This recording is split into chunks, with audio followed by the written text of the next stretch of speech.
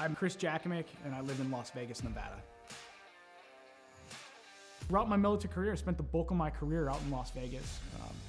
It was the first job I had as I was protecting some sensitive resources out there at Nellis. I would deploy to Kuwait early on in my military career with a larger weaponry system to support Operation Southern Watch. And then from 2003 to 2006, I was part of the emerging drone mission for the United States Air Force and Department of Defense. We were fighting the wars in Iraq and Afghanistan from our backyard. You'd be in war for 12 hours of your shift, and then you'd drive home to your apartment here in Nevada. So psychologically, it was very odd. Like, you felt you were in the combat zone every day because you were seeing it on the screens and it was that important, but I don't know what it did to the human psyche at the time.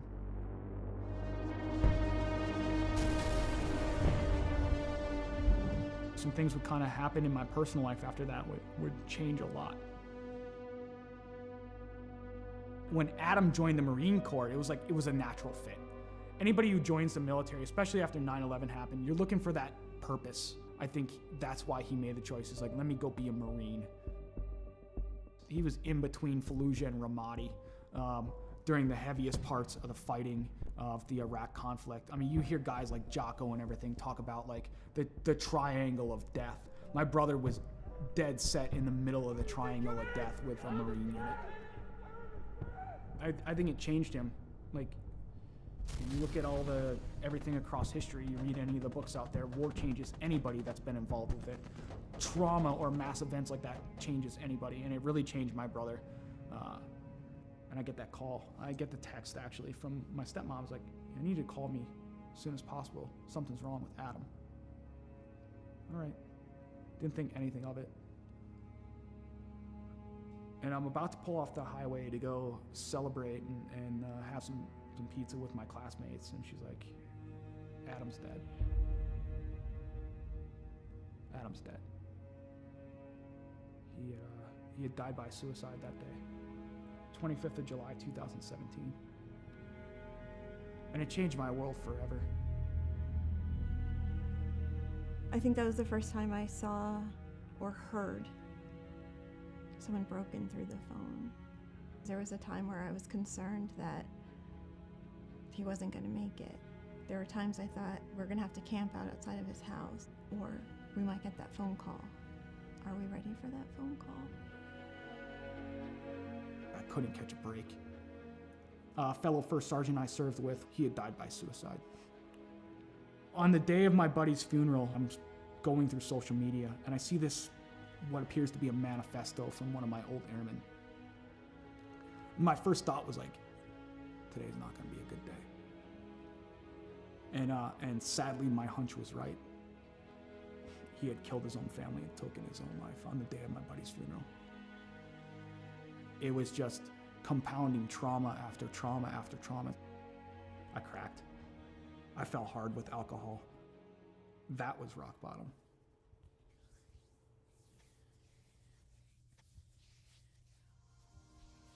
I first heard about Mission 22 just by like surfing the internet and looking on there and seeing some of the programs that they had available. I was like, something seems right about this.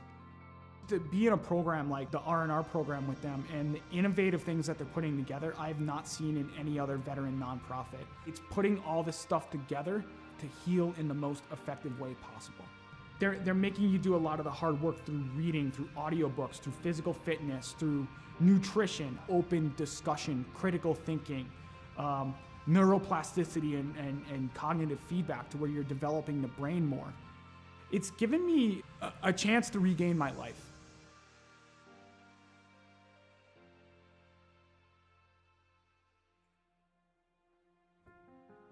Cycling's been a big part of my recovery. Is around the time I retired, a little over a year ago, I set forth, as like, let me set this goal to ride 2,020 miles in 2020 for another veteran nonprofit that supports Gold Star families and those lost either to accident or to suicide.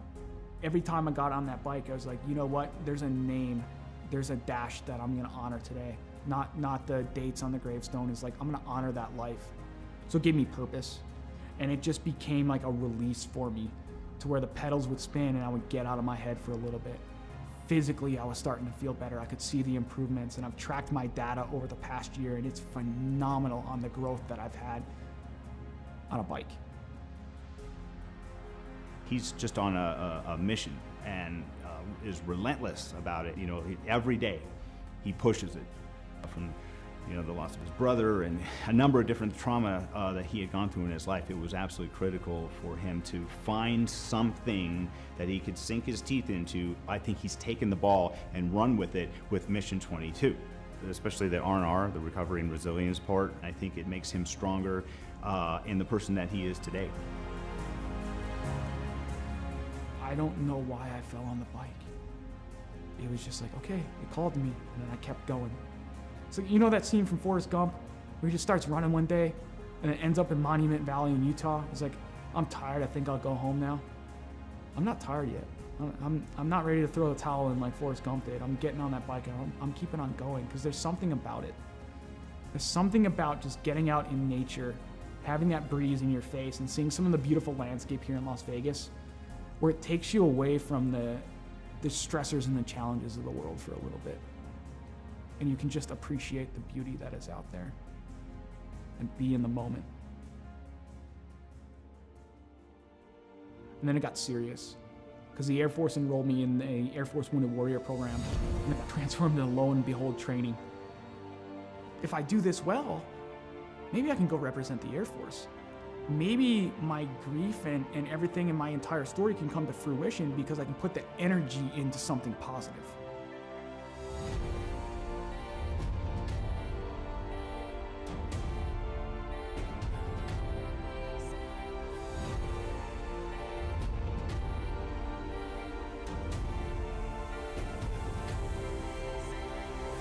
If I made the team, I'd just be overwhelmed with emotion. I suffered a lot of my trauma because of my military service, but at the end, it's like, I gotta be grateful that I'm allowed to compete in this because there are others who didn't make it home or lost the war at home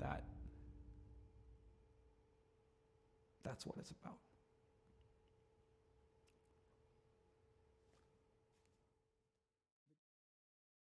Oh my gosh, everybody!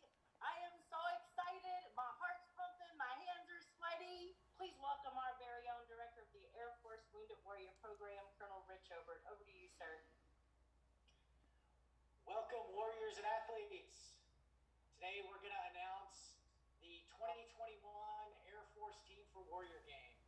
The selection was difficult as there were many hardworking and deserving individuals, and the work and dedication was apparent by all. I know the suspense is killing you, so I'll turn it back over to Marcia. Good luck to each of you. Back to you, Marcia. All right, thank you, sir. Starting us out from Air Education and Training Command, Major Daniel, Lieutenant Dan Cariña. Yes, yes, yes. Air Combat Command, out of Texas, Master Sergeant Nicole Nikki Favuza. From Valdosta, Georgia, Technical Sergeant retired Antonio Del Vecchio. From East Liberty, Ohio, Airman retired Pete Murphy. Technical Sergeant retired Margie Hinkle. And coming up next, former pole vaulter, that is very similar to Blaze Velarde, coming to you from Las Vegas, Nevada, Master Sergeant retired Chris Jacksonek. Warrior Games competitor back on the team, Staff Sergeant retired Joseph Alex Pate. Whew. What? He did All right. big things. Back in the day, he's gonna do big things. Coming to you from St. Henry. Wow. We look at Mission 22 and we see all the shirts, we see all the flags out there. I don't think enough of the people understand how big the programs actually are and how that is actually in there. And like, I'm a benefactor from the donations of these private donors that are there to allow me to live life, to improve life for not only myself, but for friends, for fellow veterans, for my children, for my girlfriend, for my family, is to be that, to say, you know what? We can keep going at the end of the day. We can keep going no matter how hard it gets. No matter how difficult life becomes, we can keep going.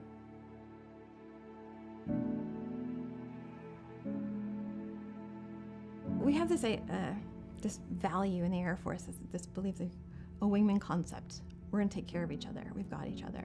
And it gives us hope, right? And so if you have been knocked down, I say this a lot, by the baseball bat of life, right? You're on the ground. If you know that someone's got you, it's got your six, no matter what, that's going to help you get back up again. And that's part of Mission 22, I think, for him. That connection, that human connection, that's what's going to save us. Yeah, that's what saved him. He can be a light in darkness. No matter how dark that spiral is, to know that someone got back up again and navigated their way out, that they can get through it too, that they are not alone. Not for one moment of one day. That's what he could be. He could be a beacon of light.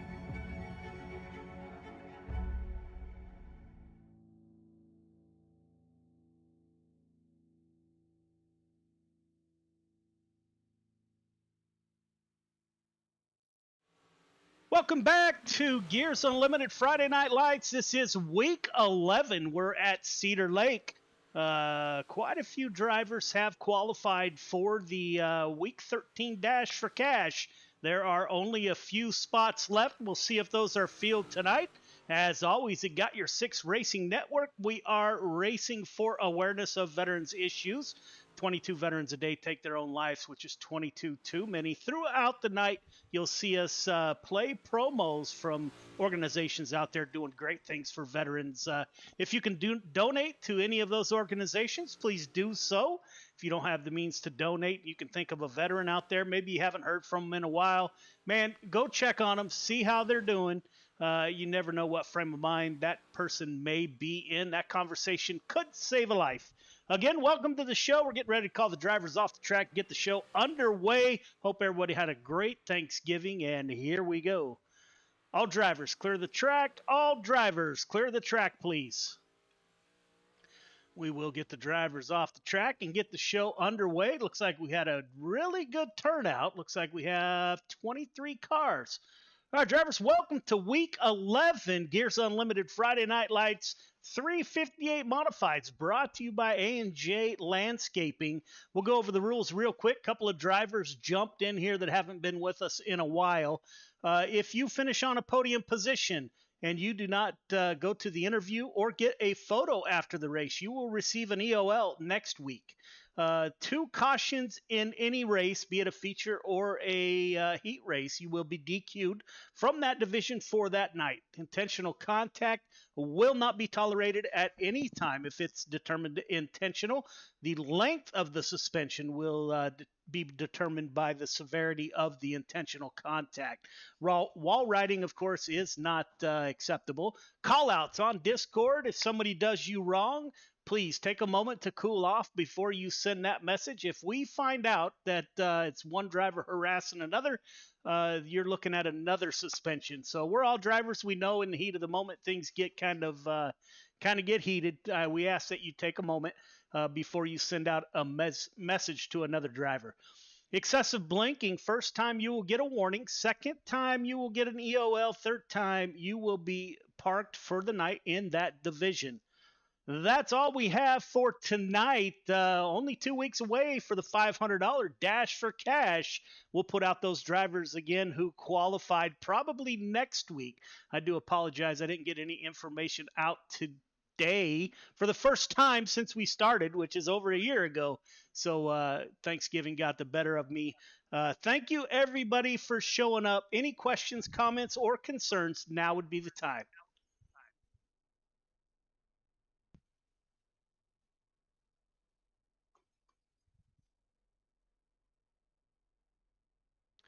None heard. We will advance to qualifying. I wish you all the best of luck.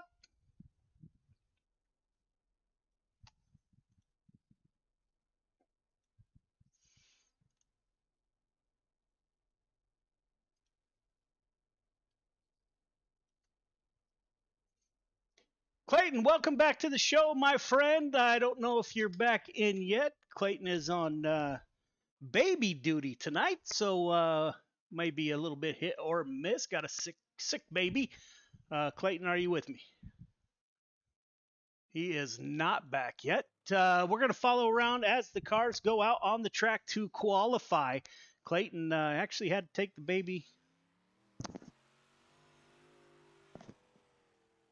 Had to take his baby to the emergency room this afternoon. So glad to have Clayton back in the booth tonight. That is Clayton Hack from the Outlaw Racing League. He is with us. Representation of top tier. He is our race control tonight. 5:15 out on track. That is Chris Cox. Let's take a quick look at the points. As soon as I can find them. Michael Carter, Grant Wesley, Cale Smith, Randy Shreves, Anthony Marfulio are your top 5 in points. Only 2 of those drivers has a win, however, so they are locked into the dash for cash. The 15 car of your points leader out on track, that is Michael Carter.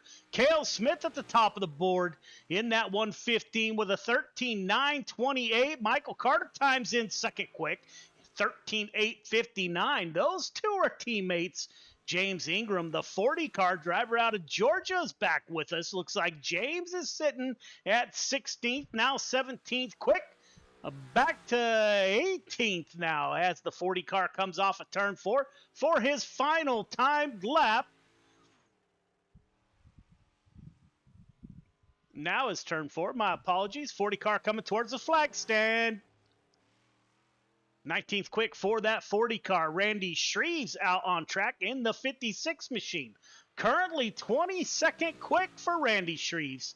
I can guarantee you that's not where that car will start come feature time. 21st quick, 14.206 for the 56 of Randy Shreves. Jordan LaFon took a couple of weeks off in that 11 machine. He's out on track. Driver out of Indiana. Let's see how Jordan can do. We miss Jordan and his grandma. So, Grandma, welcome back. Great to see you back. I can hope to get messages from you tonight. Every week, looking forward to seeing you on our chat. Jordan, third quick, 13.875 for the 11 car. He's going to go for his second time lap.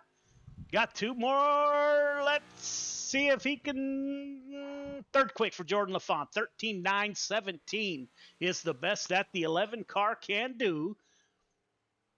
James Ingram still out on track in the Reese's number 40 machine, the driver out of Georgia. He will wrap it up. We're getting ready to go heat racing. Clayton, you back with me? Yes, sir, I am. Right on, man. We're getting ready to go heat racing here. Heat 1 is headed towards the grid. We got Cale Smith, Joseph Grandy on the front row. Samuel Bachman, Butch Baker in row 2. Chris Cox, Jake Henry in row number 3. Dean Reynolds and Randy Shreves rounds out your field of 8 drivers. Drivers, welcome to heat number 1. Leader, 1.5 car length behind the pace truck. Please, everybody else, once you get the 1 to go, tighten it up. Half car length between yourself, the car in front of you. The initial start is on green. Do not jump the start. Do not pass before the start-finish line. We got 8 laps to get it done. Everybody heading to the feature last I looked. Race hard, race clean, put on a great show. Good luck. What are you looking for here, Clayton? I'm kind of excited to see the return of the 11 there of Jordan LaFon. Missed him over the last few weeks. He's a very, very fast driver. Michael Carter back up top again, close to the top. Looks like he'll be starting first in Heat 2. So looking forward to seeing what he can do. I know he had some hiccups last week, but pretty much just seeing, what Cedar Lake's going to do for these guys. I know it turns into a 1-lane racetrack really quick, so we'll see who can find the speed somewhere else and come out on top tonight. Yeah, that 115 car and his teammate, they will both start on the pole. That 518 on the outside of Joseph is Joseph Grandy. Joseph Grandy is no slouch, so watch that 518 from the outside. We're about to find out what that preferred line is. This is also the return of the 79 car. That is the director of the Super Dirt Car Series. Dean Reynolds is back with us. He's in the back of the pack running around. Dino, welcome back to the show, my friend. Up front, Cale Smith gets out to a lead. Joseph Grandy falls into P2. Looks like they're running the bottom in 1 and 2. Grandy a little bit lower. Butch Baker battling it out with Samuel Bachman in the 007. Baker, you can see the car bouncing. The track is already getting super slick. Let's go on board with Bachman. He is in your top 4. You can see him running about a half lane higher than the 97. That is Venom Racing's Butch Baker right in front of Samuel Bachman. Bachman, if we were going to have a consolation race, he would be in the final transfer position. Chris Cox is your reigning Gears Unlimited Friday Night Lights champion in the 515. He is on the outside looking in. Dean Reynolds in that 79, who we talked about previously. He has moved up one. Jake Henry and Randy Shreves in the back here battling it out. We're not used to seeing those two in the back of the pack, so we will see how this shakes out. Lap 6 of 8, Cale Smith coming off a turn 4. Smith, Grandy, Baker, Bachman. 2 laps to go. 115 is down low. I'm sure this lane will move. The preferred line will move up high. Doctor's coat is out. We got 1 more lap to go. Cale Smith, the CTM driver, at the front of the field. What can Grandy do? He's going to try a little bit higher line. He's going to go to the middle. I ran Cedar Lake quite a bit. Good finish, Smith, Grandy, Baker, and Bachman, your top 4. Chris Cox rounds out your top 5. Heat 2 to the grid. Heat 2 to the grid, please.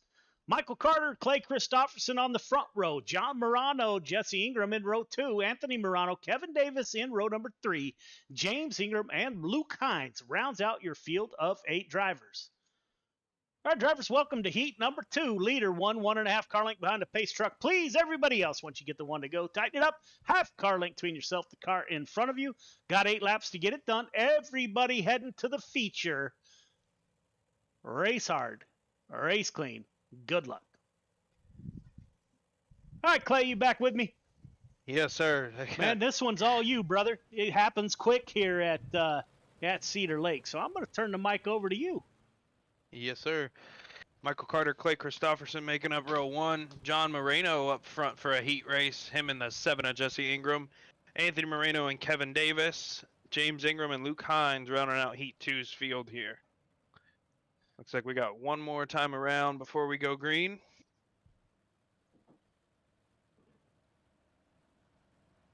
Great, and I hope you had an awesome Thanksgiving, my friend. And again, as always, every week, thank you for your service to our nation. Yes, sir. It was a good one. Thank you for yours as well.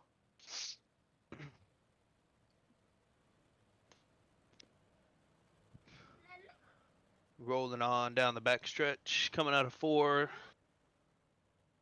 Coming to the green flag here. Pace truck pulls off. Michael Carter, Clay Christopherson on the front row. Green flag is out. We are rolling.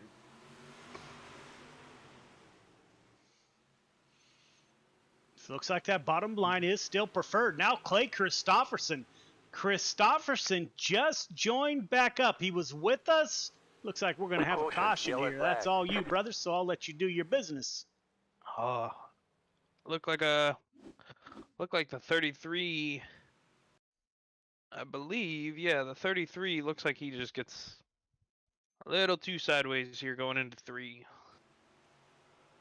That is the 33 in the yellow car. Got Gears Unlimited on board. Looks like he gets into the left rear of the 7.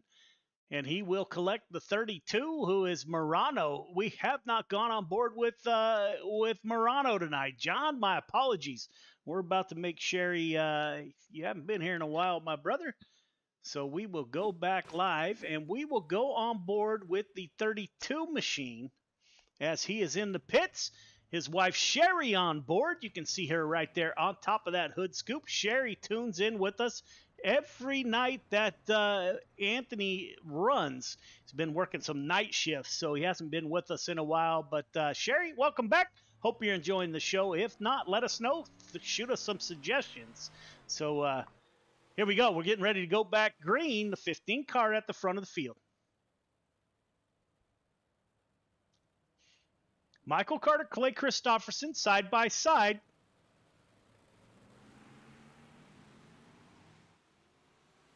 Good start by the 15. Clay Christopherson goes right with Michael Carter. Again, Clay Christopherson, he raced with us last year.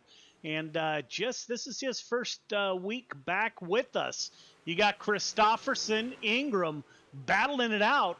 Let's go up top and see what it looks like from behind these drivers.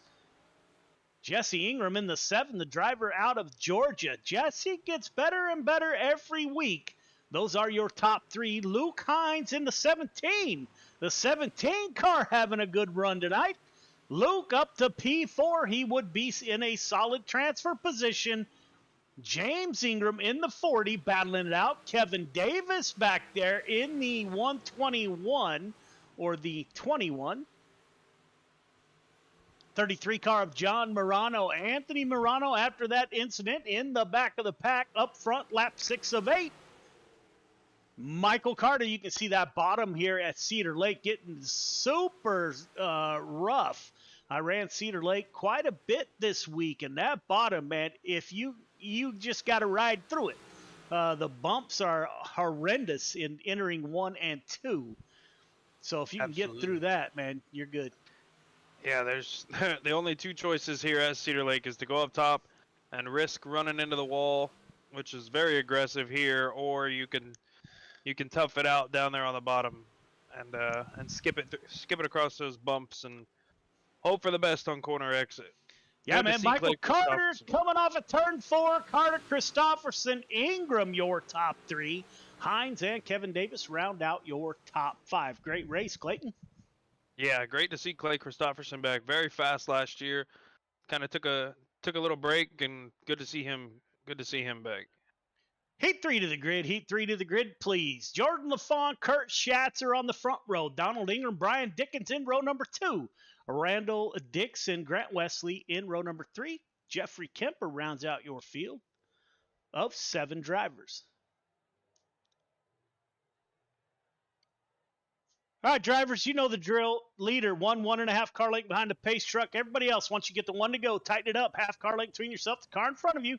The initial start is on green. Do not jump the start. Do not pass before the start-finish line. Got 8 laps to get it done. Race hard, race clean. Good luck. Just realized I broadcast over the driver's channel. I'm sure they didn't appreciate that, but Jordan LaFawn, my teammates starting on the outside, the 18 and the 122 of Brian Dickens. Those are the Dirt Track Bank. Would like to thank the Dirt Track Bank for all that they do for iRacing and Gears Unlimited Friday Night Lights. Matter of fact, this next week or 2 weeks, week 13 Dash for Cash is brought to you by the Dirt Track Bank. So like to thank them for sure. Jordan LaFawn will take us to the green flag. Like to thank the 10 car. That's Donald Ingram. He's a prior Navy member. Like to thank him for his service to our country. As we're coming off of turn 4, Jordan LaFawn looking for the green flag. Green flag is out. Got Hammer Down Racing on the outside. That is the 18 and the 122. We stay side by side. Jordan LaFawn, he's on the bottom. Kurt Schatzer, Brian Dickens, and the 88 car. We've talked about the 88 car in quite a few races this week, Clayton. Yeah, absolutely. Grant Wesley seems, no matter what league he's in, he can find his way to the front. We're seeing the 18 here, Kurt Schatzer, probably be the first car to stay even with the leader. I think Jordan LaFawn will clear him here exiting 2, but I think that top might start coming in the further we go into the night here in these modifieds. Jordan LaFawn at the front of the field. Schatzer P2. Grant Wesley in P3. Brian Dickens in the 122. Driver out of North Carolina, currently in the final transfer position. Randall Dixon, we got a caution. Looks like Donald Ingram may have been involved. Tonight's replay is brought to you by the Dirt Track Bank. There is the 10. Dickens had made the pass. The 10 going into turn...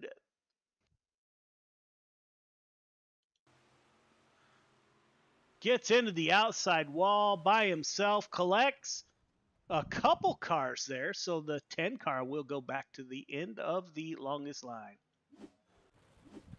Yeah, going back on the outside wall here, it's that aggressive all the way around it. So if you make contact, You're more than likely bicycling up onto two wheels here in these cars, and it's usually not a pretty ending, as we see there for the 10. Looks like he's still on pit road, possibly finishing his tow time and or taking his repair to get back out. Hopefully he can make the call before we go green. All right, drivers, tighten it up. Half car length between yourself, the car in front of you. This restart will be on the leader. Everybody else, you're going on the car in front of you. Good luck. Thought I had this set up for double file. I'm certain I did, but it looks like we're currently single file there, Clayton, with 1 to go. So that's interesting. 11 car is off. He will beat the pace truck almost down the front stretch. 11 dives it down low. Kurt Schatzer, he runs a slider-ish line. 88 car, Grant Wesley's going to get by. The driver out of Evansville, Indiana, gets by Kurt Schatzer. That is the 18 car. He's out of Pennsylvania. Put the 88 car up to P2. Good run off the top side, Willie. Chased down the 11 car of Jordan LaFawn. LaFawn looking good. Lap 7 of 8. LaFawn, Wesley, Schatzer, Dickens. Randall Dixon in the 111 car. He's back up to P5. Jeff Kemper in the 181. The Oregon driver running in 6th position. 1 lap to go. Jordan LaFawn, looks like the 18 tried to go down low. That didn't work. The 11 will stay down low. Coming off at turn 4. Will the 88 gets a good run? It'll be LaFawn, Wesley, Schatzer, Dixon. Your top 4. Yeah, I tell you what, that pace truck going off of the track like that in front of you, it is about 3 times as distracting in the car as it is just looking at it and watching it. Yeah, man. All right, drivers, 2 minutes of warm-up. Ladies and gentlemen, we'll be right back.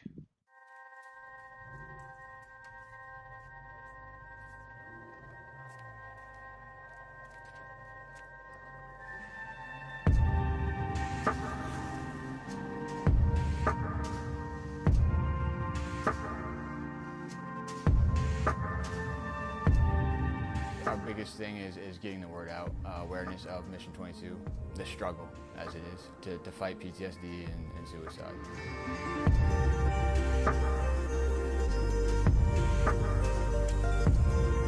My name's Corey Decker. I'm the state representative for Mission 22.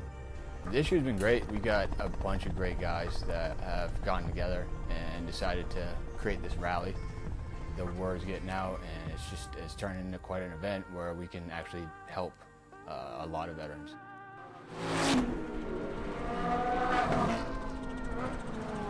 It's a great event, but you really have to go and see it for yourself, and it's really one of those things that's an experience. Just going that weekend, we've seen how it changes people.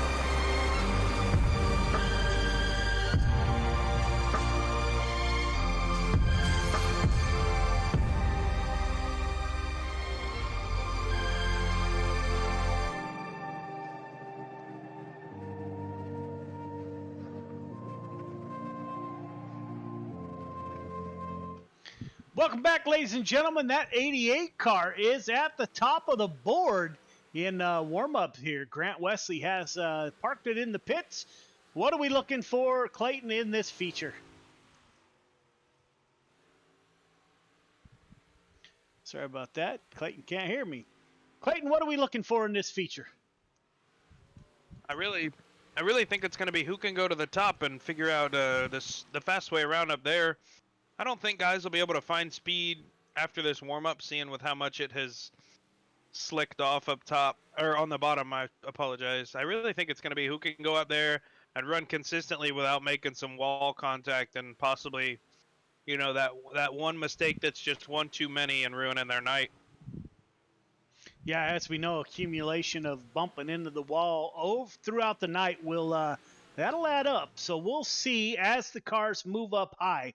We haven't seen them up high very much yet tonight. Feature to the grid, please. Cale Smith, Michael Carter on the front row, Jordan LaFawn, Joseph Grandy in row number 2. Clay Christopherson, Grant Wesley in 3, Baker Ingram in 4, Schatz or Bachman in 5, Luke Hines, Brian Dickens in 6, Chris Cox, Kevin Davis in 7, Dixon Reynolds in 8, Morano Kemper in 9, Henry Morano in row number 10, Donald Ingram, Randy Shreves in row number 11, and James Ingram will start at the tail end of the field. All right, drivers, welcome to the feature leader. Just like your heat race is going to ask you to stay 1.5 car length behind the pace truck.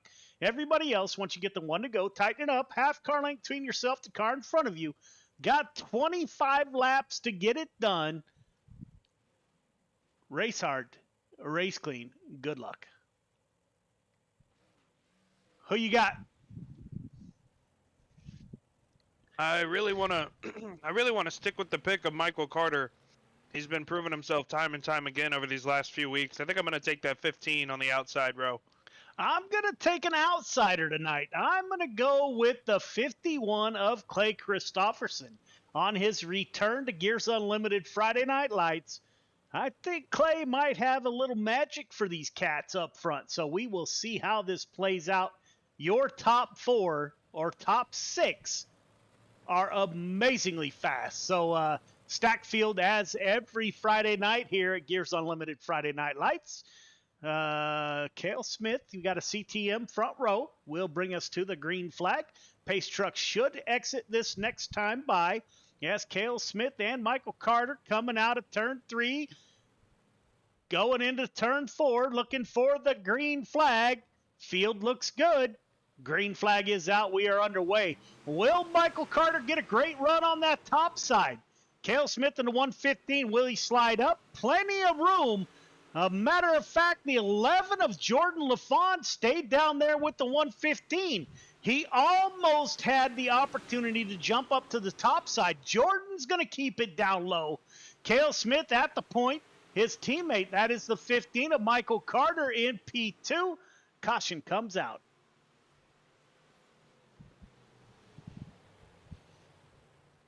I do not have the caution on my board, so I don't know what happened. So Clay's got that.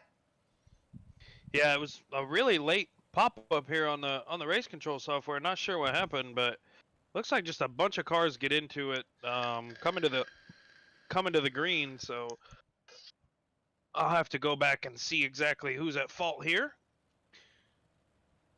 All right, drivers, this restart will be on the leader. Leader, once the pace truck accelerates, the idea is you don't beat them down the front stretch. Once that pace truck accelerates, that is your point to go anytime between there and the drop of the green flag. Everybody else, you're going on the car in front of you. We only got 3 laps in the book. Race hard, race clean, put on a great show. Good luck. That is the 115 of Cale Smith on the front. Jordan LaFawn will now move to his outside. So Jordan LaFawn was trying the bottom side. It looks like he's going to be forced up high. Will the 15, he's on the inside of row number 2. That is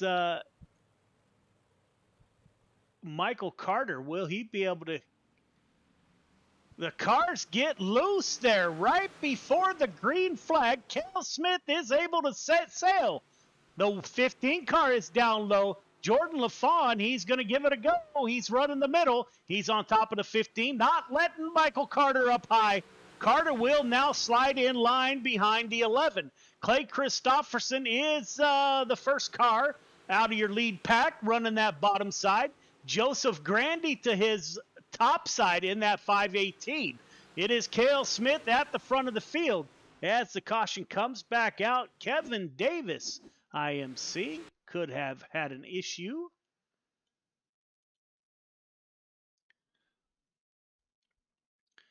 That is the 121 of Kevin Davis. He's riding behind the 56 of Randy Shreves.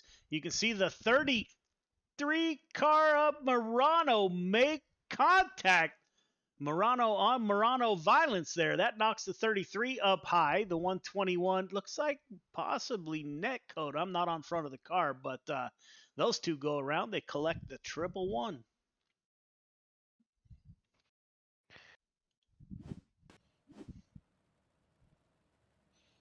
Yeah, I'm being asked here for a waiver round for the 79 of Dean Reynolds. Just to clear that up there, Mr. Joe, do we allow waiver rounds here in this league?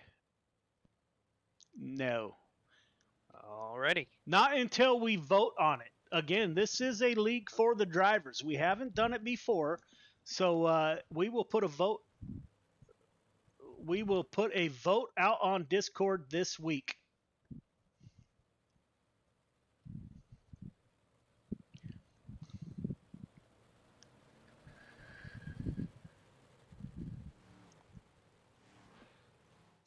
It will be Cale Smith at the front of the field. He still got Jordan LaFond to his outside. That is the 15 car of Michael Carter. Those are CTM boys on the inside. Jordan LaFond, 518 of Joseph Grandy.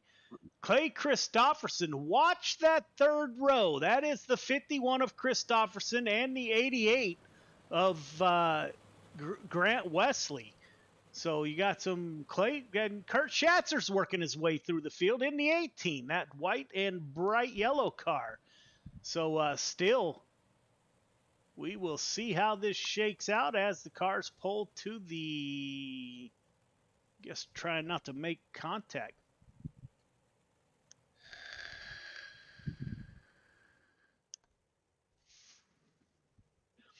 These drivers will have to let the pace car by.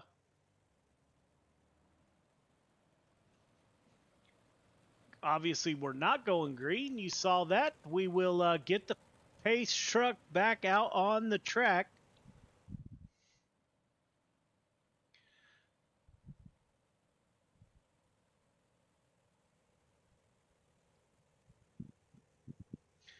All right, this time we had a little mix up there. Pace truck is back out on track, leaving the field to Cale Smith in the 115. Jordan LaFond to his outside. Michael Carter, his teammate in the 15, is on the inside. Joseph Grandy, Clay Christopherson in road number. That's Christopherson and the 88 of Grant Wesley there.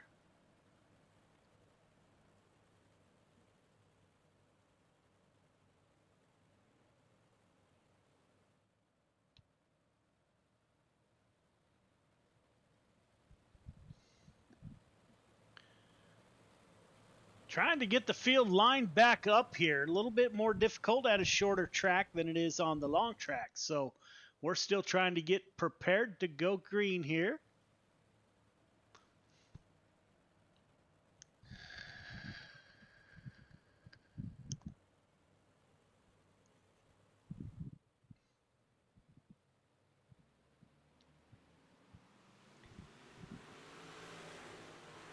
.115 of Cale Smith with a great restart. Jordan LaFond on the top side.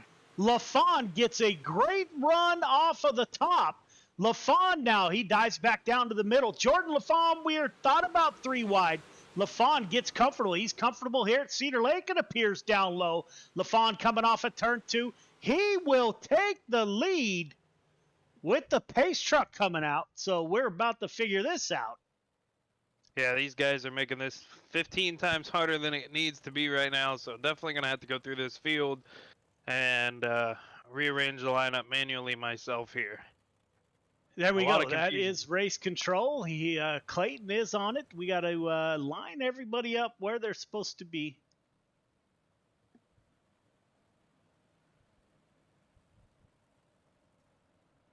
Clayton will work through this. It is Cale Smith at the front of the field.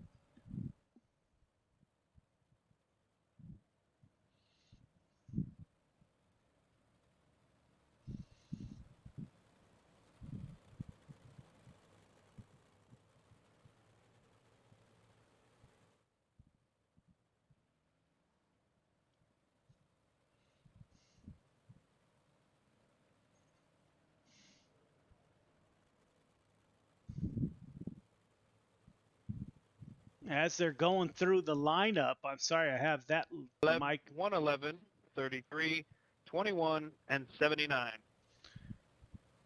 Try to let you, the spectators, listen to the lineup as much as we can. We're only on lap 7 of 25. We are doubled up one more time. Next caution that comes out, we should go single file. Cale Smith, it looks like, is still at the front of the field according to iRacing. So we will see here momentarily. Jordan LaFawn had a great restart. Let's see if he can rework that magic on the outside.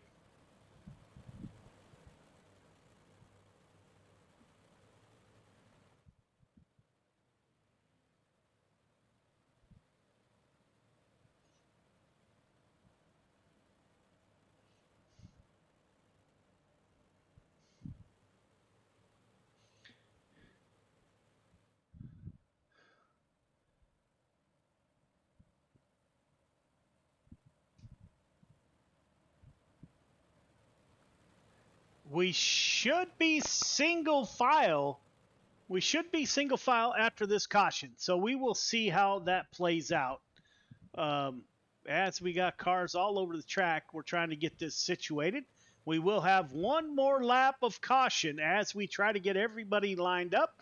Clayton is busy on his computer. Man.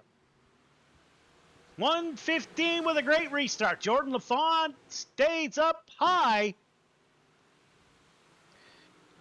Smith, LaFawn, Carter, the 15 of Carter. Now LaFawn dives it down low. He's going to try the middle.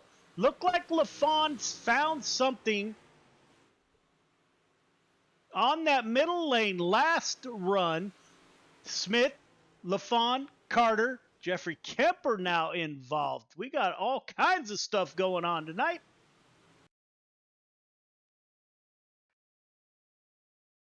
The 181 of Jeffrey Kemper involved, running that bottom side. Got Morano above him. They try to split the 40 car. Can't do it. The 181 checks up. Into the infield he goes to avoid contact.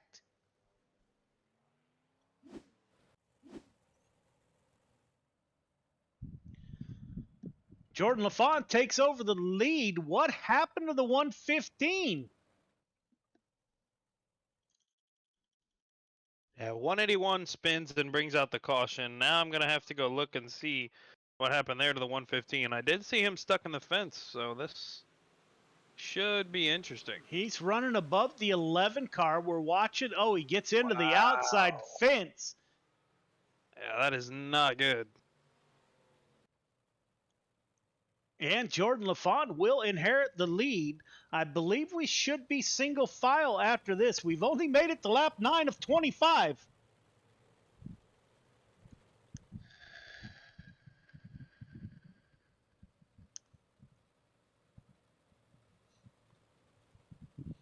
Full Send Motorsports, Jordan LaFawn, driver out of Indiana, is on the front row. He's got Michael Carter. Those two have battled it out.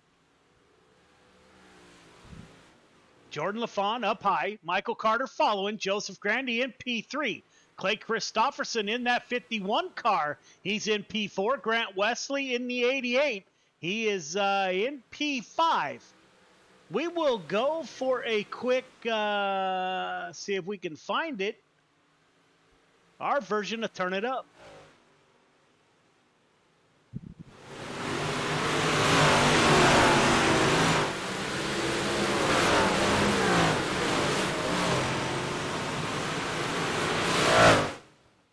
That didn't last long. Caution comes back out. Looks like Luke Hine in the 17 car. He was having a good run tonight, but 17 car running on that outside.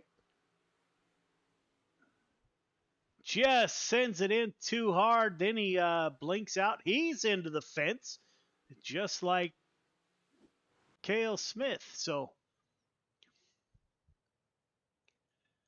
we will get through this race. It is Jordan LaFawn at the front of the field. LaFawn, Carter, Grandy, Christopherson, Wesley, your top 5. We are working lap 12 of 25.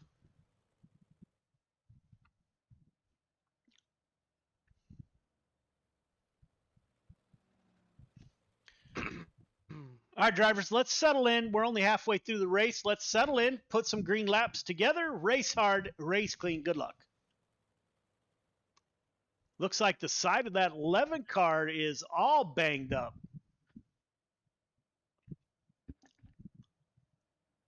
Yeah, possibly some outside wall contact from the 11. I didn't see any under his name, any incident-related hiccups. Oh, it looks like net code between the 11 and the 515 when the 115 when Cale Smith got stuck in the fence. Some net code going on there. See if that has anything, damage to his car. Looks like he gets a good restart. He's still on the top side. Him and Michael Carter, Joseph Grandy in P3. Everybody up high. First car down low. That is the 122 of Brian Dickens. Now the 515 of Chris Cox decides to go down low. Those group are losing contact with your front half dozen. Jordan LaFawn, lap 13 of 25, leading Michael Carter. Let's go on board with Michael Carter and see what it looks like from the front of the field. Michael Carter on that outside. Jordan LaFawn right in front. Looks like we may... Oh, Jordan LaFawn dives down low. He's going to run a slider line here. Will that be an advantage for the 11 car? He holds on to the lead.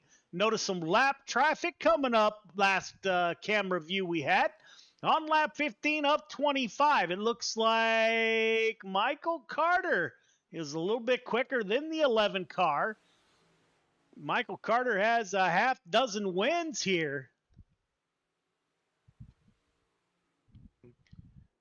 Yeah, they've seen two different drivers now go up into the 3 and 4 wall and get stuck in the fence. So these guys are definitely wising up to avoid 3 and 4s outside as long as they can. That's for sure. Let's go on the 181 in front of the leaders, the 33 involved. That is Jeff Kemper and John Morano. Let's take a look.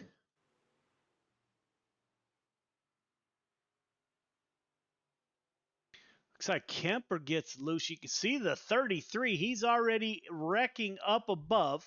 Kevin Davis is back there with the 171. By the time Jeff Kemper gets there, nowhere to go. 31 comes back down the track, collects the 181. So, working lap 18 up 25.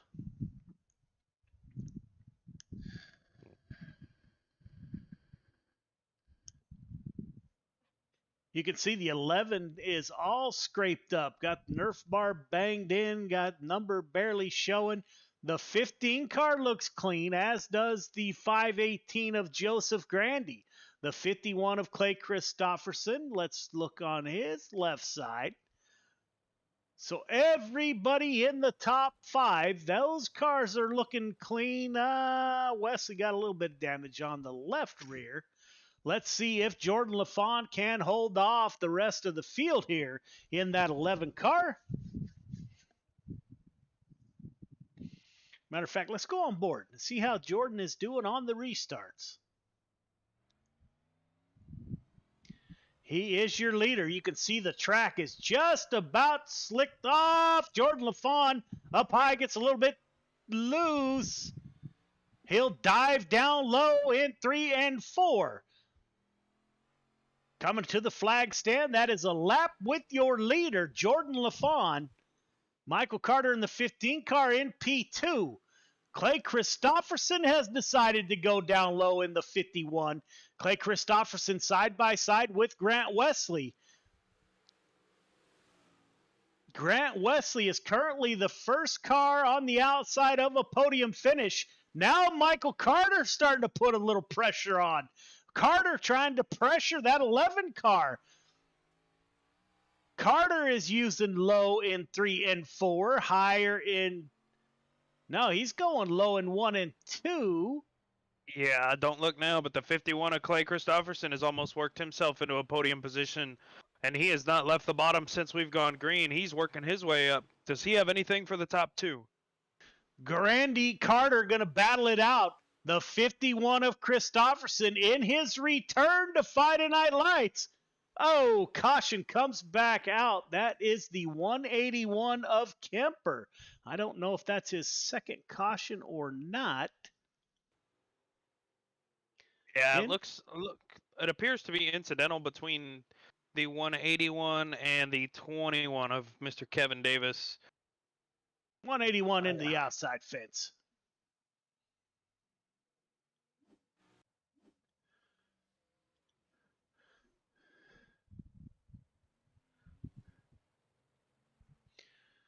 So, lap 23 of 25, Jordan LaFawn currently with the win. Michael Carter P2. As Clayton mentioned, Clay Christopherson has worked his way up into your top three in the final podium position. Yeah, Jordan LaFawn seems to be very strong when it comes to short little runs. So I think he'll be able to pull away from Michael Carter unless Michael changes something up here on this restart. But this could possibly be the run to the checkered flag, and Jordan LaFawn has shown to have the most, short run speed. We need to remind the drivers that they're supposed to be 1.5 car length behind the pace truck. We did not do that. That's my fault. We'll make sure we tighten that up here. As the 11 car comes off of turn 4, Jordan LaFawn, 23 of 25 down. Carter stays up high. Clay Christopherson, he's going to continue to roll the bottom. He will hold on to P3. Now, everybody in your top three go to the bottom in 3 and 4. Getting kind of crossed up here. Jordan LaFawn leading Michael Carter. 2 laps to go. Low in 1 and 2. Grandy down there. Looks like Christopherson rolls that bottom a little bit longer. 1 to go. Jordan LaFawn goes down to the bottom. There is a traffic jam behind the 11, LaFawn, the 15 of Michael Carter, and the 51 of Christopherson coming off at 4. LaFawn will win it. Michael Carter, Clay Christopherson, your top three. Top three, start finish line, please. Top three, start finish line. Great run to the finish. We will get a word with your top three here as the 11 car pulls that car into victory lane.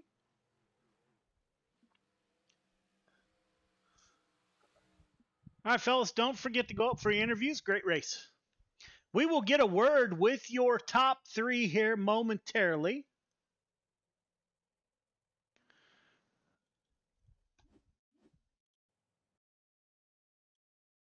We're waiting for Clay Christopherson. He's no stranger. Clay is in the booth. Clayton, you got Clay? Absolutely. Clay, this is Clayton up in the broadcast booth. You got a copy? Yes, sir. Hey, bud, watching you roll the bottom there on that second to last restart and the last one, man, what I want to ask, what took you a little bit longer to get down there? Did you think you could have gotten down there possibly a little bit sooner to go after P2 and potentially the win here, or did it take really that long to get the bottom worked in? I think we just had to wait for the high side to burn off. 3 and 4 or 1 and 2 is still dominant because you had that jump on the bottom, but 3 and 4 you could get a pretty good run off on the bottom because it was getting to the point where you had to slide all the way up the track, and them two were fighting, and I couldn't get past the guy in front of me at the high side either. So I was like, well, I'm gonna take the risk, run the bottom, and see what happens. And if you had the patience, it rolled pretty good. Yeah, absolutely, man. You were glued down there in 3 and 4, man. Who do you have to thank tonight for a podium finish? FTM, Swan Speed Shops for all the setups, and that's about it. Alrighty, congrats on your P3 finish tonight. Thank you very much. In the booth, Michael Carter in the 15 car. He starts on the outside of pole. He finishes outside pole. Michael, this is Joe. You got me? Sir. Hey, man, another solid night for the 15 car. Man, how Clay Christopherson was rolling that bottom early. How was your night? Good. Just focus on trying to work that top and not jump the cushion and get on that wall. And unfortunately, my teammate there, he did that there in 3 and 4, and it cost him the lead. But it happens, man. It's kind of a little treacherous up there when it gets slick. But besides that, it was good points night. I was just trying to finish the race and get a podium finish and add some points to the point lead. That's the main goal. Man, CTM has been all season just on a tear. I think your points lead is safe here, my brother. You finished in front of all the other takers. Great run by you, my friend. Who do you want to thank for your podium finish? As always, I gotta thank you guys here. Friday Night Lights, you Joe, of course, GY6RN, Dirt Track Bank, top tier, race control. Just everybody involved with this, really appreciate it. I gotta thank my dad, Randy Carter Painting, CTM Motorsports, Kale Smith, Travis Anderson, Redline Race Designs, and like I said, everybody's part of this. Really appreciate. Congrats to Jordan too on the win. Yeah, man, can't wait to watch you run the limited late models, my friend. Yes, sir. We'll be there. All right. Jordan, it's Clayton up in the broadcast booth. You got a copy? Yes, sir, my man. How are we? Doing good, man. How are you? Clearly, you're doing a lot better than we are tonight. How did it? How did it? I guess what did it take to find a somewhat slider line there and still be able to pull away from everybody behind there? You know how? What did it take from that 11 car tonight? Well, to be honest, I got gifted a blessing there by Cale Smith. He drove in there a little too deep, got caught up there in the wall, and had to go to the back. Gave me the lead, and I know when the track gets slick off here at Cedar Lake, it typically goes all the way to the wall. So I just figured the only way to keep them from driving around me on the outside there was to throw Hail Mary sliders about the last half of that race, and it ended up working out.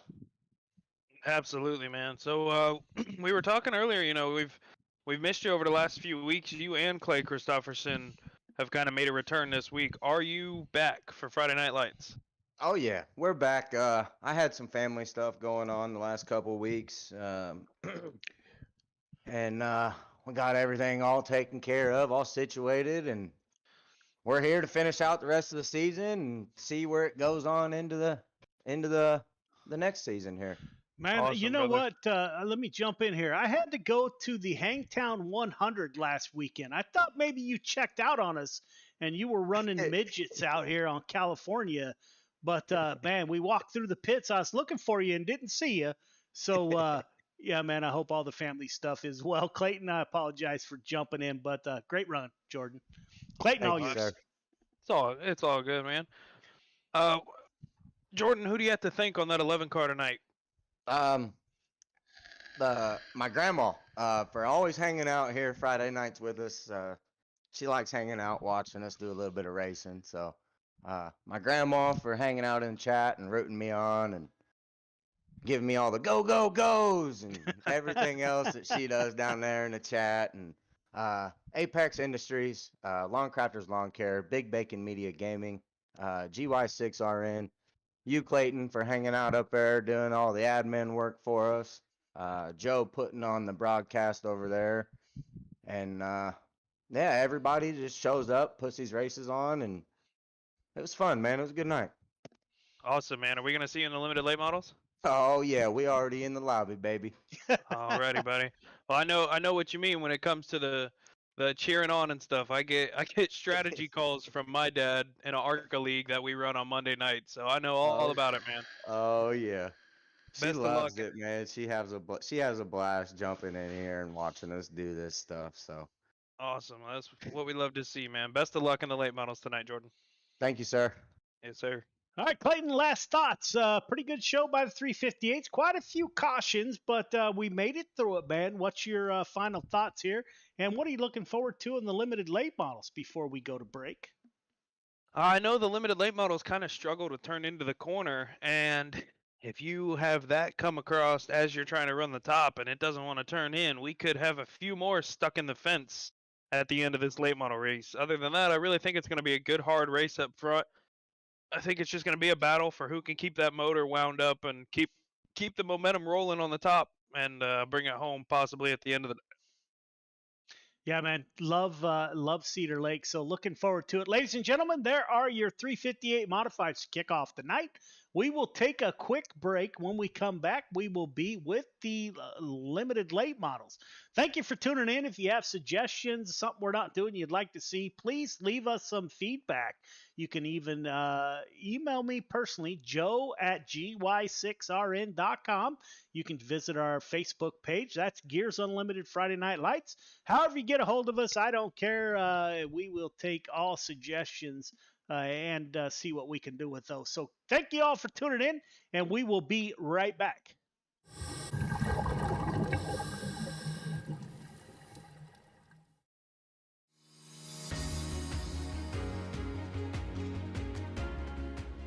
My name's Nick Powers, and I'm the president and lead instructor of Warfighter Scuba. I'm a veteran of the United States Marine Corps from the years 2003 to 2007, with one combat deployment to Haditha, Iraq in 2006. Throughout my time overseas, I experienced a lot of situations that you wouldn't necessarily find yourself in the United States. IEDs, getting shot at, rocket attacks, mortar attacks, you name it, it happened. When I got out of the Marine Corps in 2007, I tried to adjust back to civilian life, and the whole time you're in, you just can't wait to get out. And when you get out, you start to realize, did you make the right decision? 9 times out of 10, most of the guys that get out, they immediately plummet into a depression cycle because you don't have that structure anymore that the military provides you. And this hit me super hard.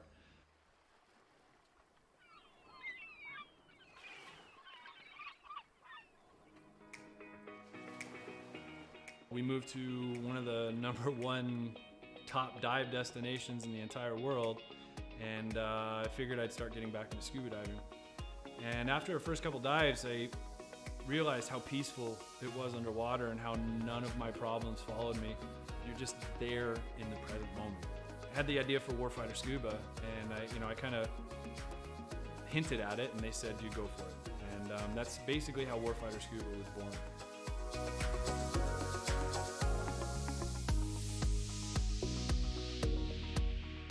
So Warfighter Scuba is a nonprofit. We're a 501c3 nonprofit with the IRS. We bring combat wounded veterans down to the Caribbean to teach them scuba diving to treat their wounds. Whether their wounds are physical or mental, such as PTSD, scuba diving is a extremely therapeutic activity for mental stressors and for physical ailments.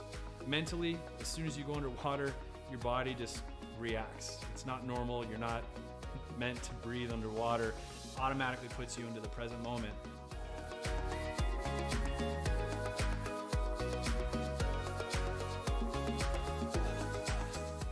You have nothing but peace and calm. This ability to separate yourself from reality really allows veterans to find out what their trigger mechanism might be for their particular mental stressors.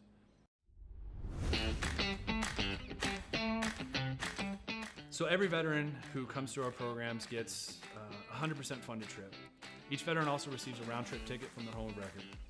That ticket will bring them straight into Roatan, and their entire week stay, their hotel, their meals, their snacks, everything's paid for. And so that veteran can get an entire week away from reality and completely separate from any kind of problems they might be facing at home.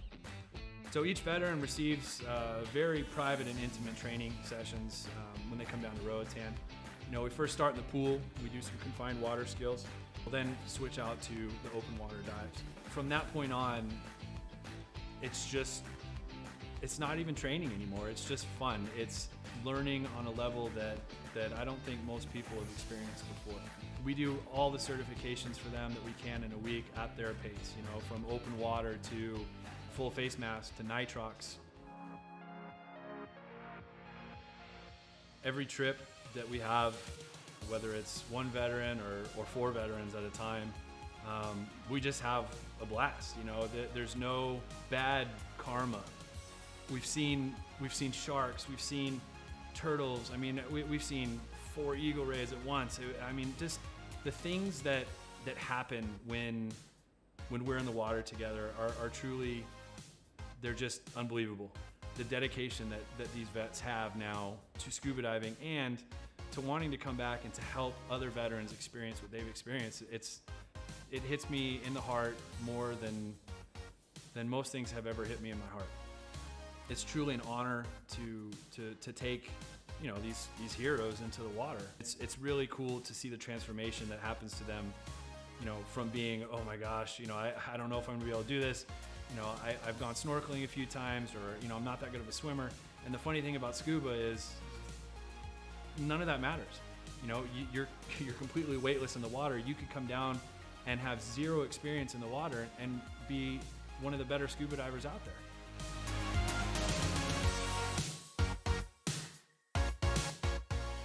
So as with all nonprofits, we rely solely on generous donors such as yourselves.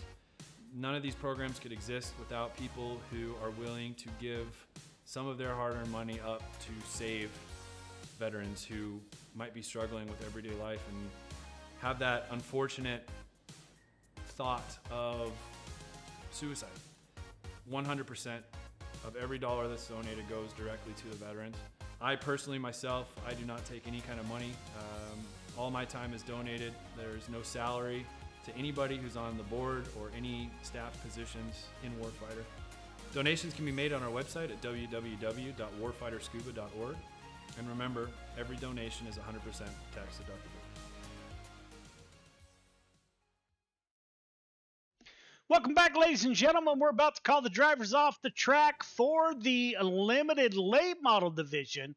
All drivers clear the track. All drivers clear the track, please. We're about to get race number 2 of the night underway. Race number 1 brought out quite a few cautions, but here we go. I don't see a lot of new names in the server. However, we'll go over some rules real quick. No interview and no photo for podium finishers. You will get an EOL for next year. Bring out 2 cautions in any, be it a heat or a feature. You will get a DQ for the night. Intentional contact is never acceptable. You will receive a suspension. The length of the suspension will depend on the severity of the event. Wall riding is not authorized. Call-outs on Discord or any social media. If you, we're all drivers, we understand it gets kind of heated out there. However, please, we ask that you take a break before you message another driver. If we find out about it, we have no other option than to give a lengthy suspension for calling out other drivers over race comms or message after or during the race. Excessive blinking. First time you will get a warning, second time EOL, third time you will be asked to park it for the night. We do have 1 penalty for the night. The 515 car will get a feature EOL, but will still qualify and run in the heat race for practice. I don't have anything else to report. Any questions, comments, or concerns? Now would be the time.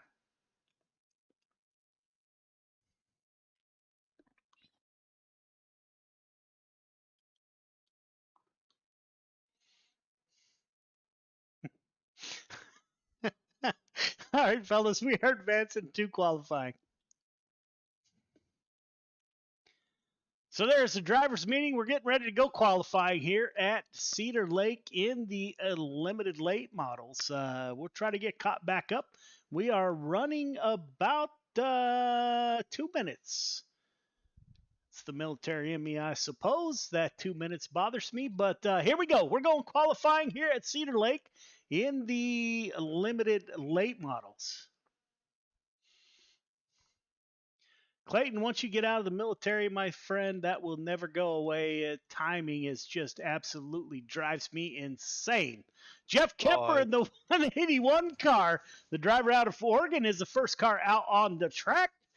We saw Jeff Kemper do a slip and slide, as I had mentioned last week. He won a championship, and the driver out of Oregon in the middle of the night went out and dove on his slip and slide for his championship celebration. So I challenge anybody in the league, if you can do better than that, we would sure love to see it on Discord. Jeff Kemper out on track. Brandon Templeton at the top of the board in the 31, the driver out of Corning, Iowa, with a 13.515. Jason Hines in P2. That's a driver out of Canada. The 10 car, that's Donald Ingram, 13.696. He's a Navy veteran. He drops down to 10th. We got an absolute packed field tonight. Kevin Davis in the 121 is out on track. Cale Smith in P2. Jesse Ingram up to P3. 121 coming off a turn number 4, shuts it down. I didn't see. He may have contacted the wall, Clayton. Yeah, I believe he did coming off a 2 on the backstretch there, Joe. He got no time for qualifying. Grant Wesley in the 88 out on track, 14th quick. He will shut it down, 14th quick. Here is your points leader, Michael Carter, top of the board, 13.561 for the 15 car. Michael Carter, Chris Cox, Randy Shreves, Anthony Marjulio, and Cale Smith are your top 5 in the current point standings. James Ingram, go ahead. He's yet to hit the track. He's known for it. He always waits till the end to kind of upset everybody. But Jordan LaFawn's still sitting there, not even loaded into his car, it seems. But he is yet to put down a lap. So we'll see what he's got waiting, possibly making some adjustments here. 19th quick for the 40 car, the driver out of Georgia. That is James Ingram. Kurt Schatzer, Anthony Marjulio, and Jordan LaFawn have yet to take qualifying here. Oh, it looks, now looking over here, it looks like Jordan LaFawn, his connection, he disconnected from the server. Looks like he may be having some internet issues here. That is not good news for the 11 car, nor Grandma out on messaging us here. Kurt Schatzer, we're still waiting on Kurt Schatzer and Anthony Marjulio. So we are all done. Let's see. We're going heat racing. Heat one to the grid. Heat one to the grid, please. Yeah, man. See what Jordan can do all the way from the back. Yeah. Michael Carter, Jesse Ingram on the front row. Kevin Davis, Joseph Grandy in row 2. Luke Hines, Butch Baker in 3. James Ingram and Jordan LaFawn will start at the back of the field. All right, drivers, welcome to heat number 1. Leader, 1.5 car length behind the pace truck. Please, everybody else, once we get the 1 to go, tighten it up. Half car length between yourself, the car in front of you. The initial start is on green. Do not jump the start. Do not pass before the start finish line. You got 8 laps to get it done. Last I checked, everybody heading to the feature. It looked like we had an absolute full house. 24 cars in the field. Race hard, race clean. Good luck. All right, man, who you got? I want to say Michael Carter here, but with him being on the bottom, I think the 518 of Joseph Grandy, he showed incredible speed in the modified. He's been fast in these recently. I think Joseph, if he can get around Jesse Ingram there up top, might have a shot. Man, I'm going to go way out on a limb. The 17 car of Luke Hines. This is his 2nd or 3rd week with us. I think he's going to drive that Blue Lives Matter 17 to the front here. That's it. Luke, don't let me down, my brother. Here we go. We're getting ready to go racing here. Michael Carter on the front row. 7 car has won a late model race last season. He does not have a win yet this season. How hungry will he be? Green flag is out. Those two are side by side. I would suspect, as we knew, those cars push into turn 1 and 2. Michael Carter able to get away from the field, the 121 of Kevin Davis. Now Ingram on the outside. He'll get a good run off of turn number 3 and 4. Those two make contact. Kevin Davis will take over P2. Luke Hines in the 17. He'll move up to P3. Jesse Ingram, the driver out of Georgia. Man, we got cars beating and banging off each other. Looks like Jesse Ingram involved. He's back there with the 518. 518 already all beat up, and we're only in heat number 1. The 97 of Butch Baker gets a good run. Below the 97. That is Butch Baker, a Venom Racing driver. No EOLs given for this incident. Yeah, almost too hard to call, and the last thing you want to do is make the wrong call. It's a lot easier to just label it a racing incident. It really was. They were running nice and hard with each other and move on from there. Yes, sir. 15 car, Michael Carter at the front of the field. Kevin Davis, Luke Hines, and Jesse Ingram are your top 4. Let's see if that 121 has anything for Michael Carter. 17 appears to be blinking a little bit there of Luke Hines. Keep an eye on him.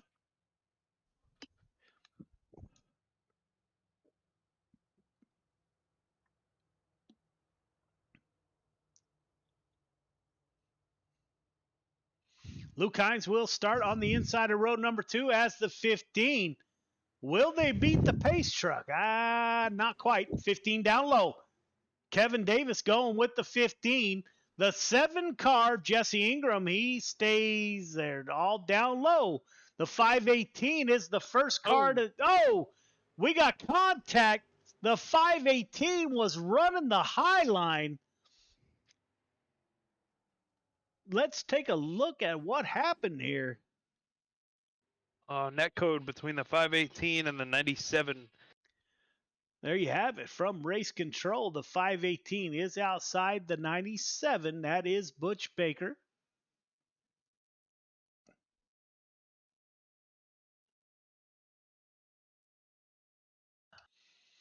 No EOL given here as the 518. 40 car falling off the pace a little bit. We'll go back live and get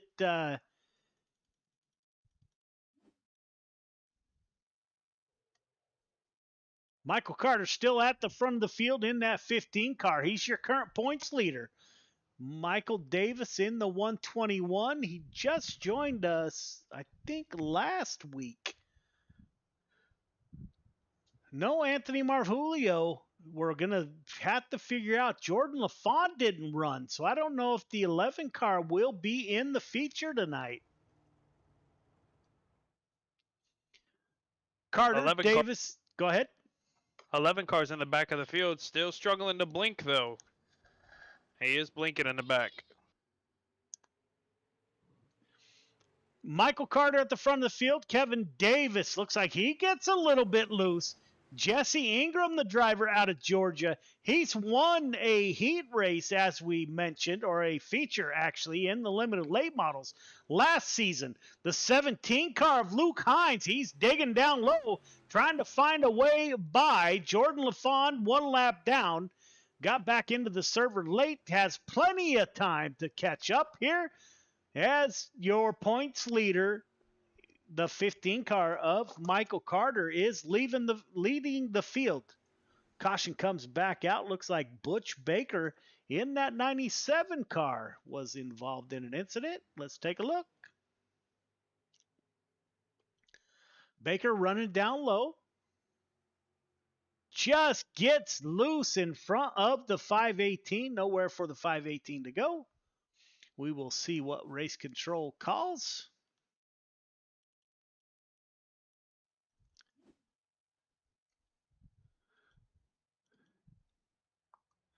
Michael Carter still at the front of the field. Kevin Davis, P2, Ingram, Hines are your top 4.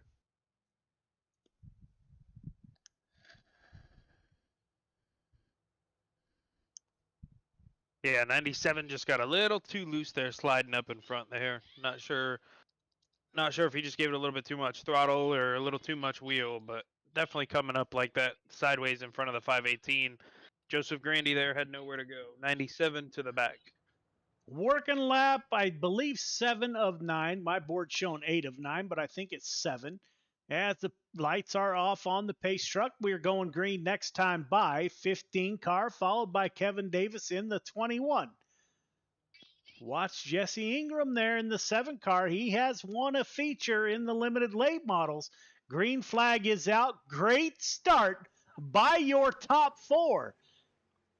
The 15 car is not able to break away as Ingram takes a peek inside of Davis. Ingram running down low, will make a little bit of contact. 1 lap to go. Move Jesse Ingram. Oh, now they make contact. Ingram goes around. No caution, comes out with 1 to go. Luke Hines will register his best finish so far in Gears Unlimited Friday Night Lights in P2. Carter, Hines, Davis, Grandy. So a little beating and banging there on the final lap. Heat 3 to the grid. Heat 3 to the grid, please. Brandon Templeton, Jason Hines in front row. Mark Gilbert, Clay Christopherson, row 2. Randy Shreve, Samuel Bachman in 3. Randall Dixon, Kurt Schatzer round out your field of 8 drivers. All right, leader, 1.5 car length behind the pace truck, please. Everybody else, once you get the 1 to go, tighten it up. Half car length between yourself, the car in front of you. Got 8 laps to get it done. Race hard, race clean. Good luck. That is Corning, Iowa's Brandon Templeton in the dirt track bank number 31. On the front row, Jason Hines, the driver out of Canada, is in the outside of the front row. Mark Gilbert in the 76, Venom Racing driver. Clay Christopherson to his outside. Watch the, I don't see the 18 on the grid. I was going to say watch Kurt Schatzer in the 18 coming from the back of the field. However, the 18 did not take the grid. So we're getting ready to go green here in heat number 2. Pace truck will exit this time by.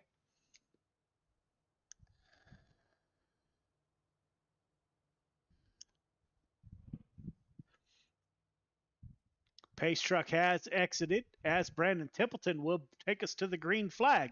Green flag is out. We are underway. It's Templeton on the bottom. Jason Hines, we've seen that 66 car drastically improve over the past few weeks. It will be Templeton, and the 76 and the 66 make contact. Hines gets a little bit tight. Mark Gilbert will move up to P2. Clay Christopherson in that 51 machine. He's under attack from the 56 and the 51. That's Randy Shreves and Christopherson. Up front, Brandon Templeton starting to pull away from the field. Mark Gilbert in P2. Christopherson in 3. Randy Shreves in P4. Oh, 66 makes contact once again.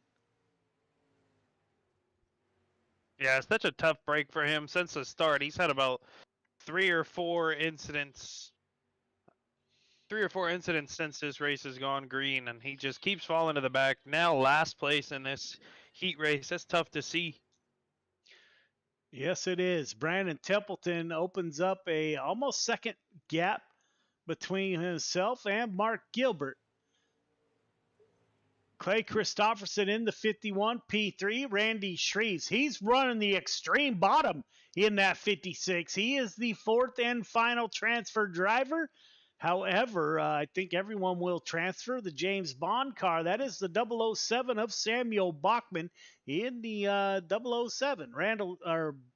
Brandon Templeton up front. Coming to the white flag, Templeton has a handle on things. Gilbert, Christopherson, Shreves are your top 4. Let's go back with the 31. Got 2 more corners to navigate. He hugs that bottom side coming off a 4. It will be Templeton, Gilbert, Christopherson, and Shreves, your top 4. Samuel Bachman will round out your top 5. Heat 3 to the grid. Heat 3 to the grid, please. Cale Smith, Brian Dickens on the front row. Chris Cox, Donald Ingham in row 2. Grant Wesley, Anthony Morano in 3. Jeff Kemper and Anthony Marfulio will round out your field of 8 drivers. Hi, drivers. Welcome to Heat 3. Leader, you know the drill by now. 1.5 car length behind the pace truck, please. Everybody else. Once you get the 1 to go, tighten it up. Half car length between yourself and the car in front of you. The initial start is on green. Do not jump the start. Do not pass before the start finish line. Got 8 laps to get it done. Everybody, I believe, is heading to the feature. Race hard, race clean. Good luck.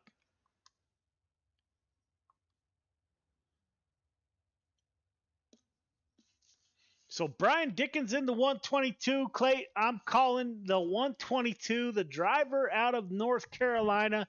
I recruited him on my team probably a year and a half ago. I'm going to call the 122 is going to give the 115 all he can handle. Yeah, I'm kind of thinking the same thing with with Brian Dickens started there on the outside. I think he'll be able to keep the momentum up top and possibly pass Cale Smith on his way out of 2. We'll see what he can do here, though. Yeah, man, great driver and a better dude for sure.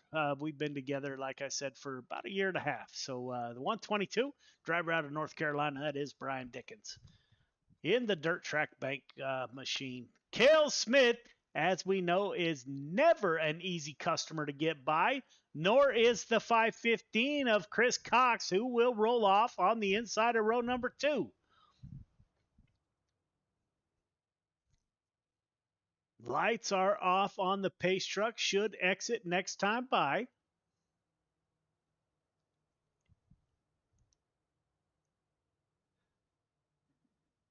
Pace truck has accelerated down the front stretch, leading the field to Cale Smith, your leader on the inside of the pole. Green flag is out. Good start by Dickens. He gets on the outside. Cale Smith side by side. Great battle for the lead. Dickens is running the middle now. He may be pinching that 115 down a little bit. Cale Smith into P2. Donald Ingram battling it out with Chris Cox in the 515. Those two are side by side. We know the 515 will go to the back of the field in the feature. This is a test run for the 515. Anthony Marano in the 32 is running, makes a little bit of contact. Would not be Friday Night Lights without going on board. I don't see Sherry on board the 32. That's all right, Sherry. I know you're out there watching your husband drive. Greatly appreciated. Racing is a family affair. Working lap 5 of 8, 122 of Brian Dickens, leading Cale Smith in the 115. Cale Smith getting a great run off of turn 2. Smith working that extreme high line. He pulls up to the rear bumper of the 122 of Brian Dickens. Now Chris Cox. Chris Cox is starting to look down low. And Grant Wesley's all the way back to Smith down low. Yeah, they made contact. Sorry about that, Clayton. It's all good, man. It's going to get tight up here in a second. Chris Cox wants a little bit of redemption last week. Had a questionable call against him. He might still have that in the back of his mind, wanting to get around the 115 here. White flag is out. Dickens, Cale Smith, Chris Cox. Down low goes the 115. Brian Dickens stays up high to the fence. It is Dickens, Smith, and Cox. Yeah, don't let me forget the EOL. I have been known to forget those types of things for the feature. All good. I've got it noted. B main to the grid. B main to the grid. Didn't know we were going to have a B main, but here we go. James Ingram, Samuel Bachman in row number 1. Grant Wesley, Butch Baker in 2. Randall Dixon, Anthony Marano in 3. Jesse Ingram, Jason Hines in 4. Anthony Marvulio and Jordan LaFawn in row number 5. Kurt Schatzer and Jeffrey Kemper round out your field of 12 drivers. Let's take a quick look at how many transfer here. Give me 1 second. Looks like 12 are transferring. All right, leader. 1.5 car length behind the pace truck, please. Everybody else, once you get the 1 to go, tighten it up. Half car length between yourself, the car in front of you. The start is, the initial start is on green. Do not jump the start. Do not pass before the start finish light. 12 will transfer, and it appears to be 11 in the field. So not real sure why iRacing decided to have a B main, but you guys get some extra practice. So you are racing for your starting positions in the feature. 10 laps to get it done. Race hard, race clean. Good luck. Green flag is out. We are underway. We got 10 laps. That 007 of Samuel Bachman with a great run on that top side. I think that 97 was headed towards the fence there. We got cars everywhere. Yeah, we've got the whole field on the backstretch. As the caution comes out.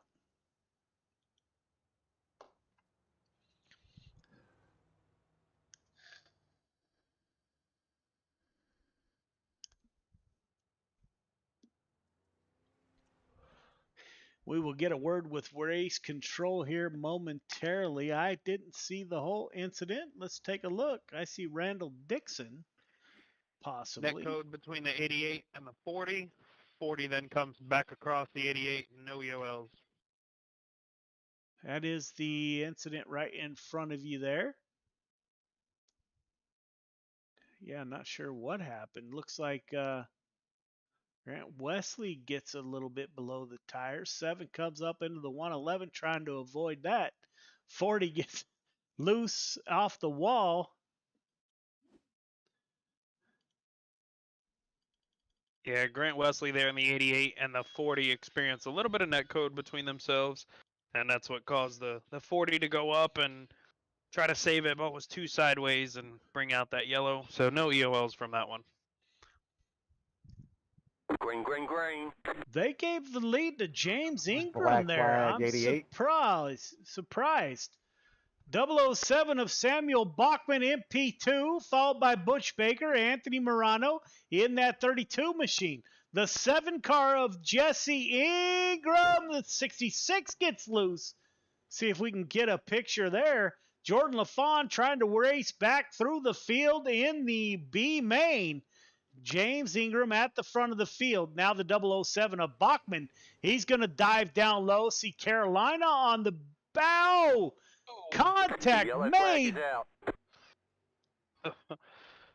The 40, I don't know if he wasn't expecting a slide job there or what, but the 40 just did not lift with the 007 in front of him. Let's take a look. That's the 007, the 40 in the yellow car. 007 dives down low with the crossover. 4-0, 40 does 4-0. not check up. Absolutely right, Clayton. The 40 just buried it in there. Yeah, it's tough to see, but part of racing, man. When somebody crosses you over like that and they're in front of you, it's on you to check up sometimes. So now I'm showing Butch Baker, the Venom Racing driver in the 97 at the front of the field. 97, Jesse Ingram in the 7 MP2, Anthony Morano, Anthony Marjulio in 3 and 4, Grant Wesley is your top 5. So a lot of craziness going on here. yeah, we've only completed 2 laps since the last caution that sent Grant Wesley to the back, and he's already halfway through the field. So we'll see if Grant Wesley can maybe put together a charge here these last 6 and get up there and get him a few more spots higher up in the feature tonight. Yeah, man, those front 2 cars are beat to about unrecognizable. They're beat up pretty good. Butch Baker in the 97, the Venom Racing driver, will take us to the green flag here. Green flag is out. Butch Baker will get the lead here. He'll stay up high. The 7 car, they make contact. These drivers are using every part of these big body cars. They're leaning on each other, beating and banging.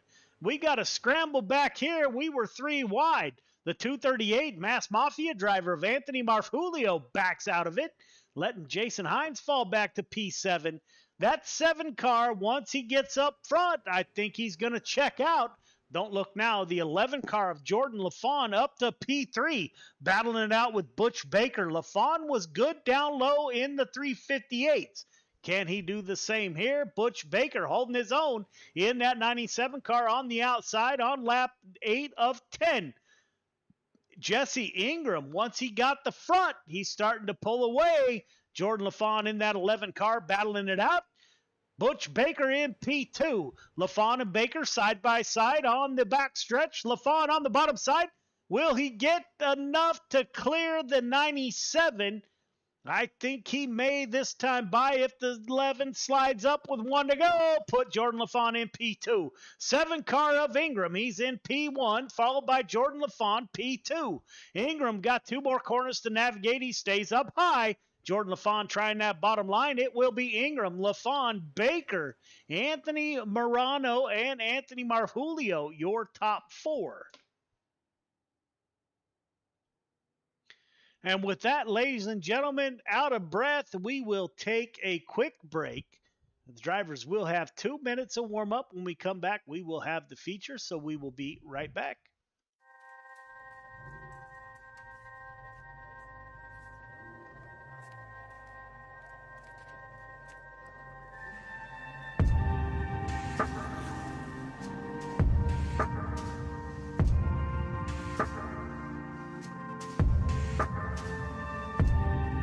Our biggest thing is getting the word out, awareness of Mission 22, the struggle as it is to fight PTSD and suicide.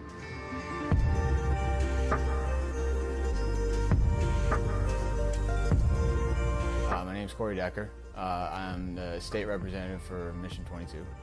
The issue has been great. We got a bunch of great guys that have gotten together and decided to create this rally.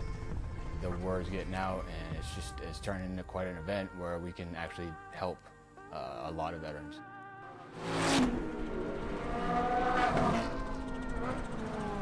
It's a great event, but you really have to go and see it for yourself, and it's really one of those things that's an experience. That just going that weekend, we've seen how it changes people.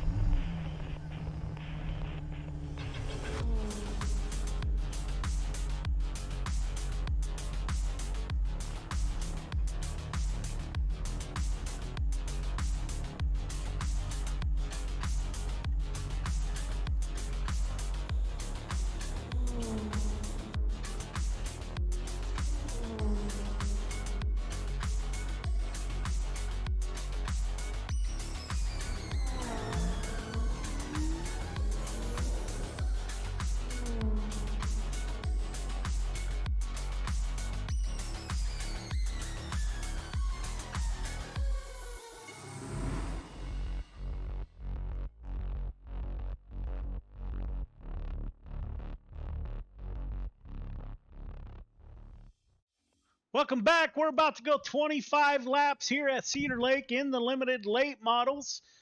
Grant Wesley at the top of the board with a 13.788. So here we go. Feature to the grid, please.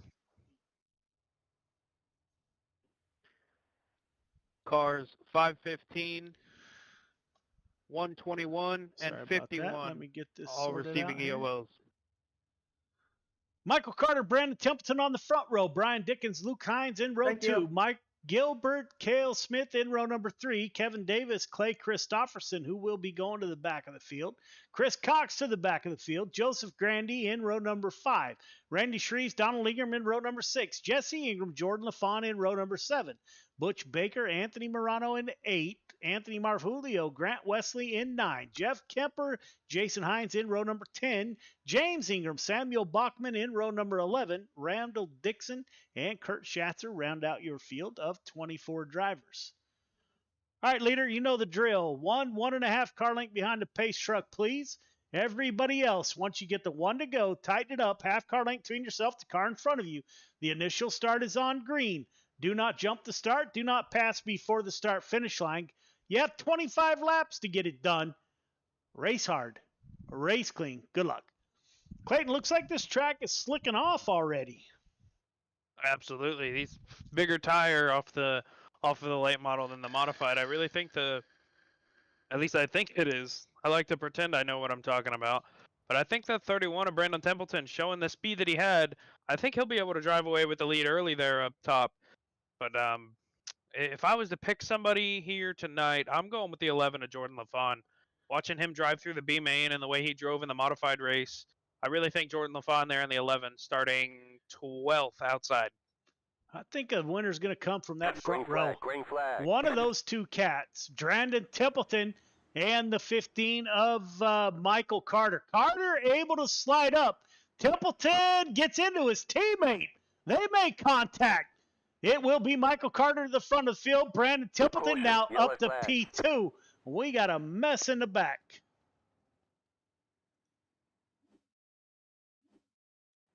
Car 97, EOL 97.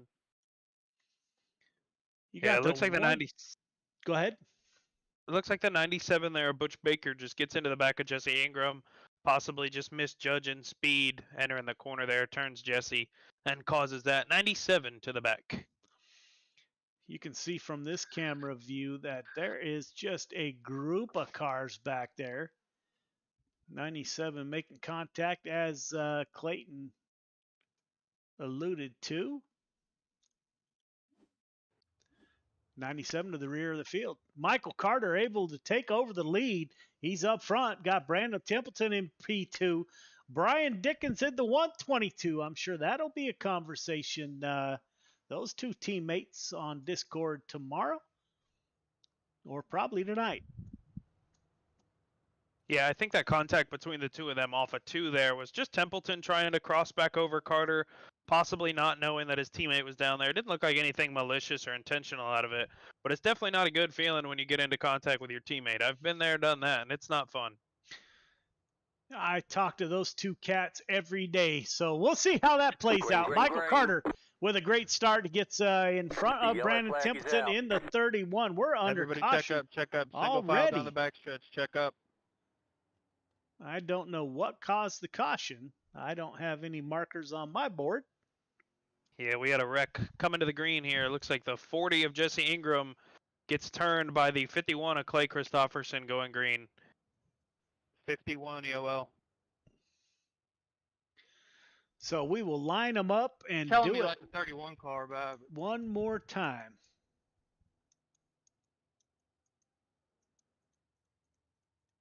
Pace car's at flag stand, guys.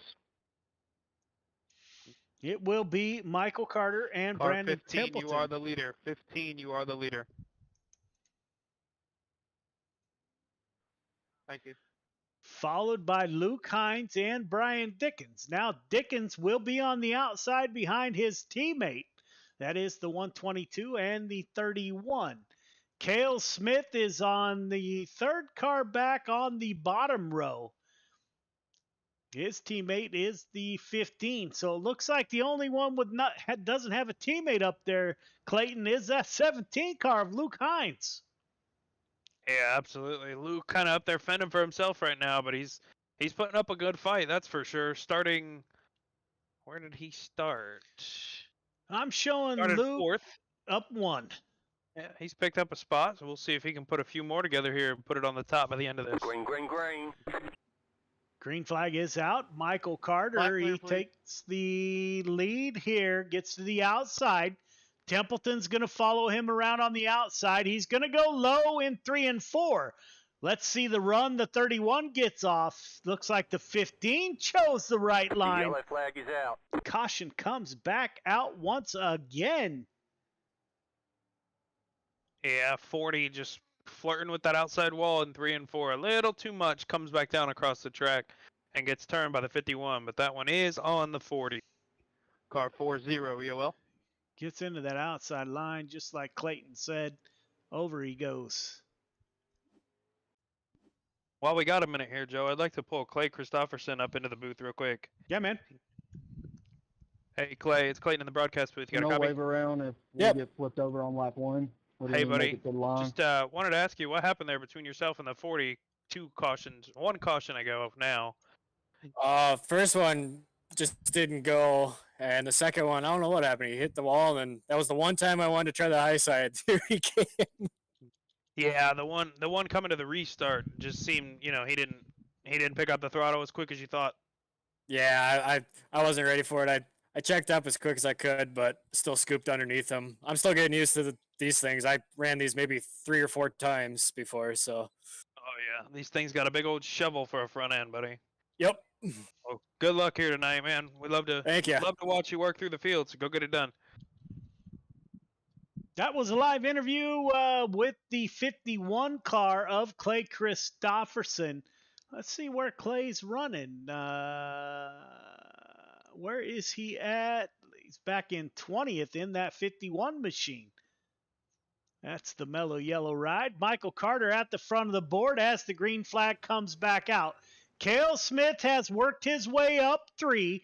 He is 1 position behind his teammate. Brandon Templeton currently in P2 in the 31. Cale Smith the 115. Luke Hines still holding his own in that 17. Brian Dickens in the 122. He's going to dig the bottom side here at Cedar Lake.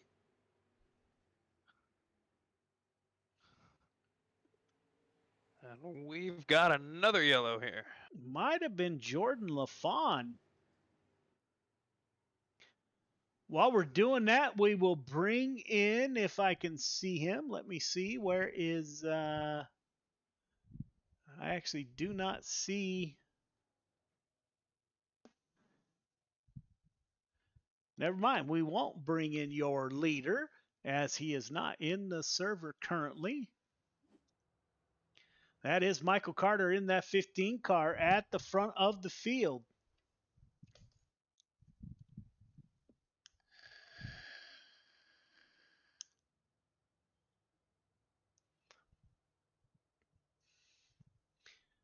Working lap 7 of 25. Got a ways to go here.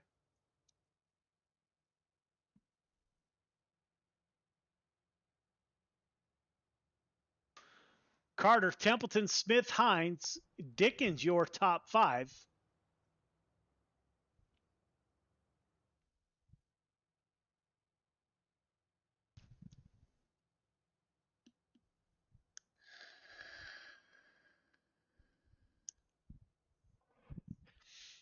As they try to sort it out, let's get a word here with Grant Wesley. Grant, this is Joe in the booth. You got me?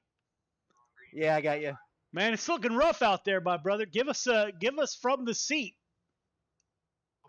Yeah, it's been rough from the 88 seat.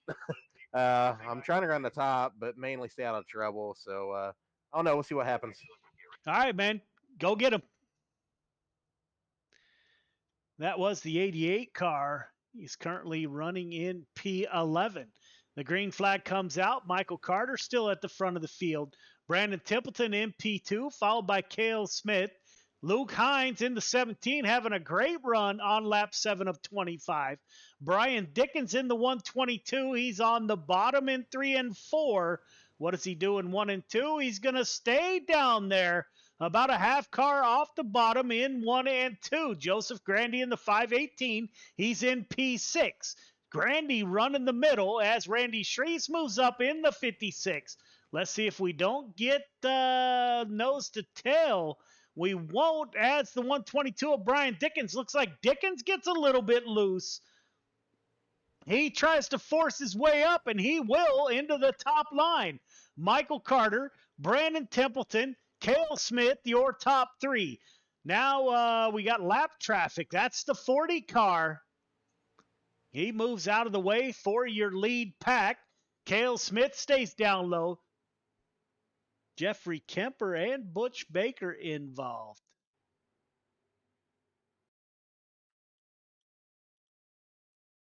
See what happened here. That is the 181 of Jeff. Oh, 97 car coming in hot.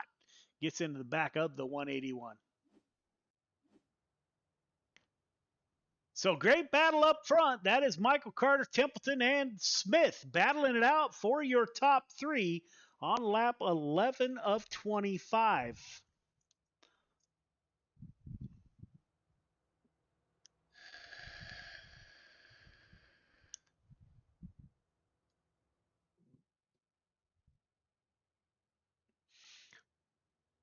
Lights are still on the pace truck.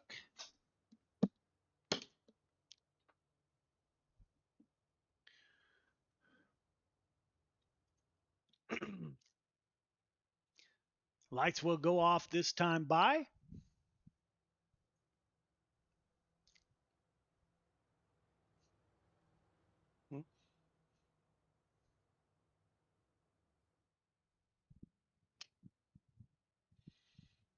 Coming off of turn 2. 15 car will be looking for the green flag here in 2 laps.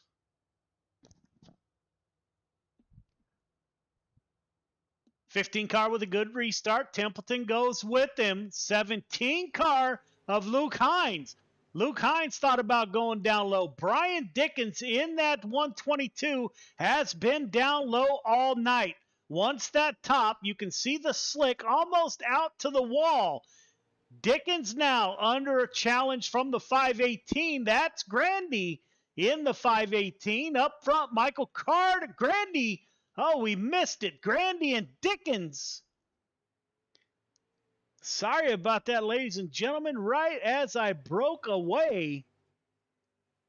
That's Grandy and Dickens. Dickens sliding up. Just makes contact with the 518.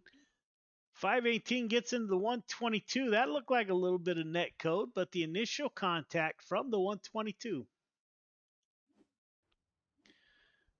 So 122 has disconnected.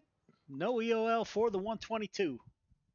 Yeah, and don't look now, but here comes Grant Wesley. Grant Wesley starting 18th, already up to 8th, and we've just crossed the halfway mark. So if he can keep up this pace, he'll be leading this thing when we come to about 2 to go. So we'll see what he can do here with these top 7 in front of him.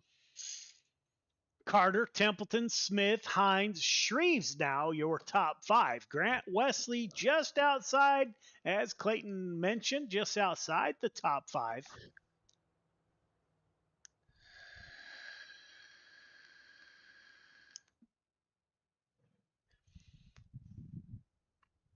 Yes, we're getting ready on lap 14 of 25 to go back to green flag racing.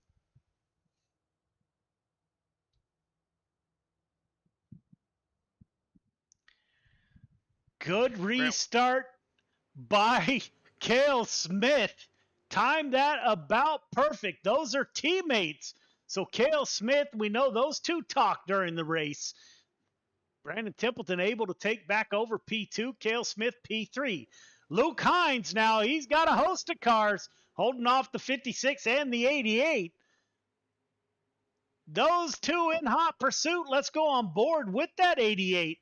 You heard Clayton talk about him. He goes low in 3 and 4, trying to get underneath that 56 of Randy Shreves. He keeps the 88 up high in 1 and 2. Checks up. Contact made. Don't know what happened there. Yes, we were at a close view. Michael Carter pulling away from Brandon Templeton. Templeton in P2. Looks like Anthony Morano involved in an incident. Let's take a look at the 32. 007 comes off hot. Gets into the outside wall. The 007 checks up. Not sure what happened there. 32 goes around. Yeah, 007 there just kind of gets on his back bumper and then just will not. I don't know if maybe they got stuck together in the sim, maybe it was a bug of some sort, but he couldn't get off the back of him and just stayed on him and turned him in 3, causing that big hiccup there. And then Joseph Grandy comes along just to kind of finish him off. But lap 18 of 25, you got teammates running 1 and 3. We talked to them last week about their communication. So those two added advantage. Brandon Templeton in the dirt track bank, number 31, stuck in between those two. Clayton, what kind of advantage is it to know when the leader's going to restart?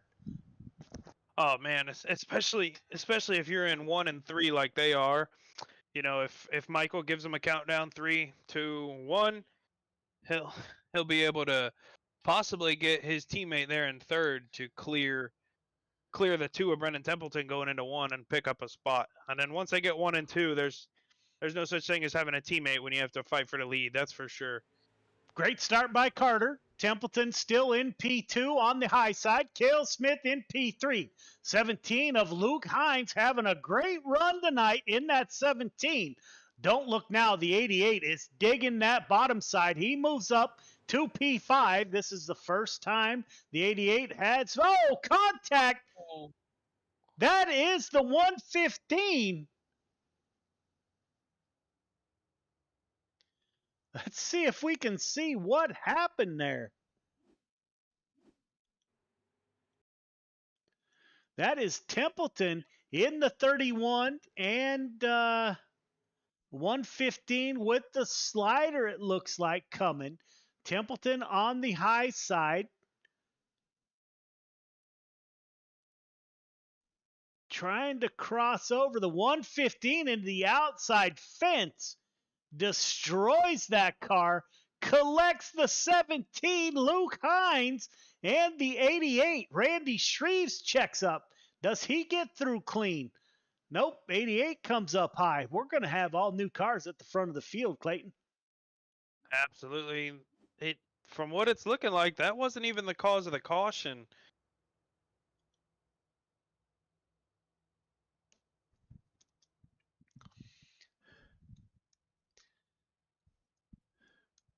Carter, Templeton, Hines, Wesley, and Shreves, your top 5 on lap 20 of 25. So hopefully we get one long run right here to end it. Lights are still on the pace truck, so we do have at least one more lap to go.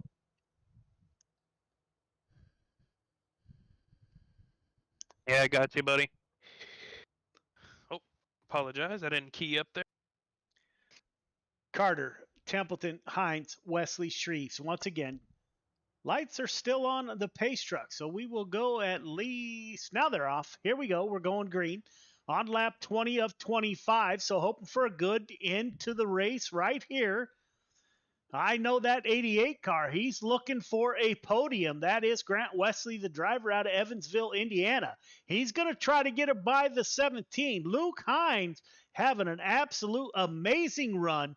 Still up in P3. Michael Carter gets the restart. Brandon Templeton in P2 in that 31. Those two check out on the field. Templeton with a great start. Falls in line behind the 15, trying to get a good run off the top side. Lap 21 of 25. Templeton into the outside fence. Grant Wesley digging underneath the 17. Wesley right around the bottom, slide job coming. 88 makes the pass, but will he get the position?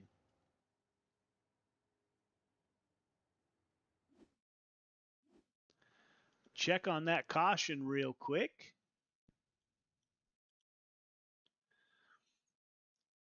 The 7 of Jesse Ingram behind the 115. 7 dives down low, trying to... Looks like that car, Clayton, almost...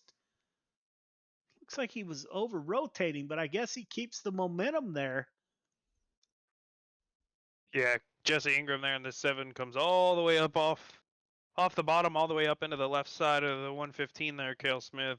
Jesse Ingram, unfortunately, going to have to go to the back there for that incident. Cale Smith not having the race that he's used to. He's getting beat up back there, Clayton. Absolutely not.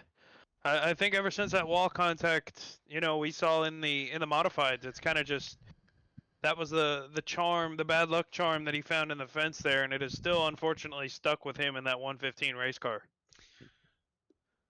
Michael Carter, lap 22 of 25, leading Brandon Templeton, Luke Hines, Grant Wesley, and Anthony Marfulio in the 238 is now into the top 5. The green flag is out. Great restart by the 17 behind Brandon Templeton. As they all send it in high, nobody, Randy Shreves is the first car down low. Shreves currently running in P6. Now the 88 goes down low. Crossover coming from the 17. Blake Christopherson already back peeking up into the top 10 here. He just received an EOL not too long ago after talking to him in the broadcast booth, and he's already clawing his way back up through the top 10. So that 51 car has got something here late in the race as well. Caution again, Anthony Marfulio in that 238. Let's see if we can see what happened here.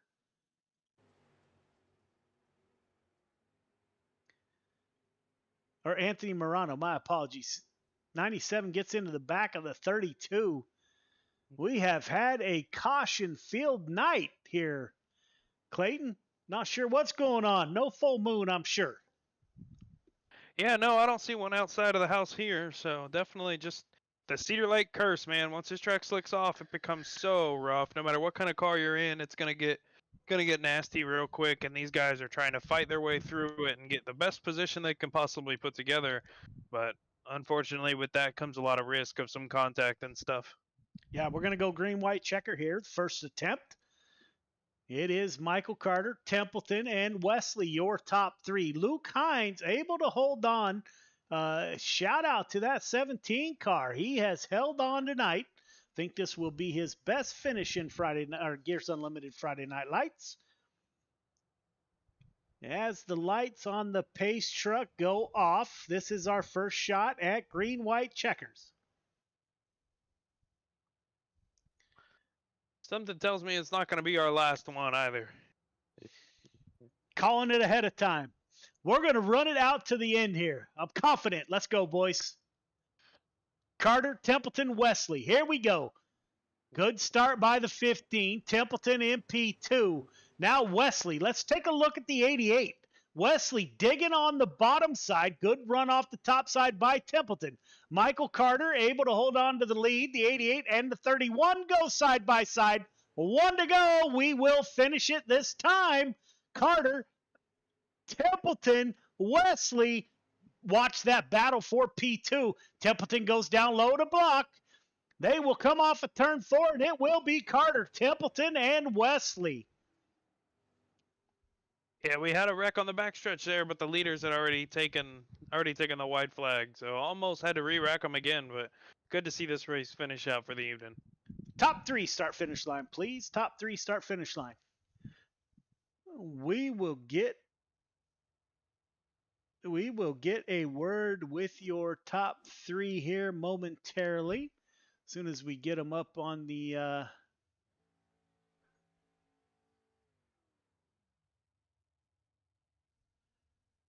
right, fellas, don't forget to go up for your interviews. We will get a word with your top 3. I'll start out with Grant Wesley here in that 88 machine as he made a great comeback. See if we can get Grant on the I see Brandon Templeton. Grant Wesley is in the booth. Grant, this is Joe. You got me? Yeah, I got you. Man, great run. The 88, you moved up 15 positions from your start. So not typical. You usually start at the front, but man, you worked your way up to the front. Walk us through your night. Yeah, well, I dug myself in a hole again, just like in the modifieds. I had a terrible qualifying run. So that's my fault. Put me in the back of the heat race. The heat race didn't go very well either. Put me in the B main.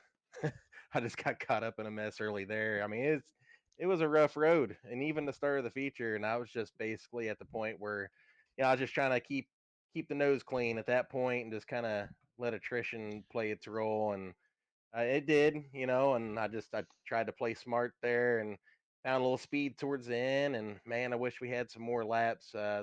Congratulations to Mike on another win there. That's going to be a good race. Man, is this just a Cedar Lake thing, or is week 11? We only have 1 week after this to punch a ticket to the Dash for Cash. Is it Cedar Lake, or is our drivers pushing extra hard? Cedar Lake, in my opinion, Cedar Lake always puts on a great show. It's one of my favorite tracks. But yeah, anytime you get down towards the end of the season, drivers start pushing hard, especially knowing trying to get into that week 13. I know I'm trying. All right, man. Who do you want to thank for your podium finish? Yeah, I'd like to thank your partners here, A&J Landscaping and Gears Unlimited. Thanks those guys for helping out. I'd like to thank you, Joe, and Clayton, everything you do, man, as an admin. I really appreciate all that. I'd like to thank my teammates at Animal Racing and my girlfriend, Brittany. All right, man. Have a great weekend. We going to see you in the sprint cars or no? Yep, tonight. Right on, man. Good luck. Thanks. Clayton has caught up with Brandon Templeton. Clayton. Yeah, Brandon, Clayton in the broadcast booth. You got a copy? Yeah, I got you. Hey, buddy. Man, what a run for you this evening here in the late models, man. What would it have taken for you to get past Michael Carter there and bring home a P1 here tonight? Probably needed 5 more 1000s or whatever it was to out-qualify him, to be honest. It's just real tough to pass here with underpowered cars, For the most part, we tried to put on a good show, and I tried to find some different lines and try some different stuff. But for the most part, he had the best line figured out to begin with, and he was on it, so there wasn't a whole lot I could do to get around him. Absolutely, man. Seeing you back here on Friday Night Lights, man, does it feel good to be back? Yeah, it's pretty good. I wish I didn't have so much going on. I'd like to race it a lot more, but yeah, it's good to be here. Awesome, brother. Who do you got to thank on that 31 car tonight? I got to thank Dirt Track Bank, part of the Malvern Bank. Check them out at dirttrackbank.com. Got Your Six Racing Network, Hammer Down Racing Team, Joe, Kurt, and Brian, VMR Wraps, Extreme Images, Maley's Makery, Big C's Lawn Care, you for helping out, and Joe for doing the broadcast and putting on the league, and everyone watching at home. Thanks. Alrighty, buddy. Congratulations tonight. Thanks. Michael Carter in that 15 car brings it home P1 once again for his, let me take a look here. Looks like Michael Carter will have his 7th win of the season in limited late models. Michael, this is Joe. You got me? Sir. Man, you showed the way there. We had a lot of cautions. Were you concerned Grant Wesley was coming? You had Templeton behind you. Were you concerned there with all the cautions? I was a little bit there. I figured that line out pretty quick there and just roll that top and run through the middle there. And I felt like I was getting a pretty good run. I didn't see anybody really gaining on me, so wasn't that concerned. I mean, there's always a little bit of concern. You never know what's going to happen. So just had a good night, man. Brandon ran me clean, and I appreciate that. It was a good night. Yeah, man. Once you figure out that lane here at Cedar Lake, as long as you don't make a mistake, which that 15 car very rarely makes a mistake, man, that is almost impossible to get by, man. Congratulations on your 7th win in the limited late model division. You have increased your lead tonight, man. Who do you want to thank for your drive to victory lane? Of course, I always got to thank you, Joe. Got to thank Friday Night Lights, GY6RN, Dirt Track Bank, Top Tier Race Control. Like I said, everybody's a part of this, all the fans for watching. And I got to thank my sponsors, of course, my dad, Randy Carter Painting, CTM Motorsports, Cale Smith, Travis Anderson, and Redline Race Designs. Man, Really so I have a question. What are What's you that? doing on that real car right now? We already got the body on it, and we gotta change a few things on the rear end and get the decals on it, the wrap, and we're ready to go. So when's the season start? Our season starts here usually around first week of March, so we're well ahead of schedule this year, and it feels good. Man, I need to see that car in our Discord in My Real Rides because, yeah, man, I find myself twiddling my thumbs. This is our first season, as you know, and man, I'm getting nervous. We're behind, but I feel like we're ready to run tomorrow. So that's right. Yeah, That's we're right. rookies. What do we know, right? So yeah, man, can't wait to see. Please post in our My Real Rides on Discord. Would love to follow you through that season also. And congratulations on your win, my friend. I will do, and I thank you. Appreciate it, Joe. Yeah, man. Clayton, You there have you a good go. weekend. You too, man. Clayton, there you go. There are the limited late models. We're getting ready to head to the nightcap of the 305 sprint cars. Final thoughts. Just Michael Carter, man, getting it done again tonight. Seeing him in that 15 whether it's a late model or a big block or a 358 modified, he seems to have an extra gear in it. That kid's got a lot of talent. I'm really stoked for him here in the future, getting in that real car. I'm sure he's going to do incredible. But the top side at Cedar Lake once again was dominant, but at the same time very sketchy. A lot of moving up through the field. Grant Wesley picking up over 10 spots during the feature run for him. Clay Christopherson got an EOL. Started in the back, got an EOL about halfway through, still made it back up to the top 10. So these guys showed, even though the track was tough, the field was tough to get through, that some of them had the talent to where they could still get through it. Yeah, man. Ladies and gentlemen, we're going to take a quick break. When we come back, we'll be with your nightcap, the 305 Sprint Cars, right here at Cedar Lake. So we will be right back.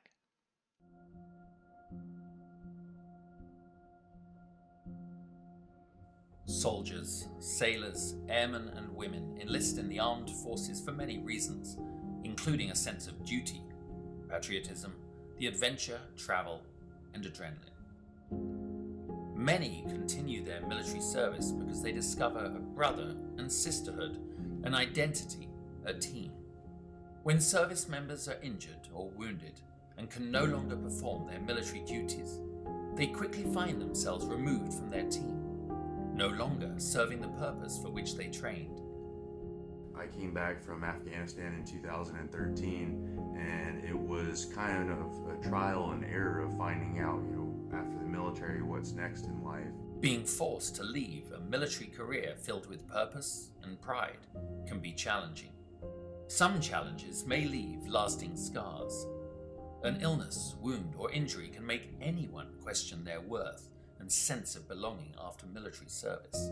35 years in the Army, and I needed something to transition into.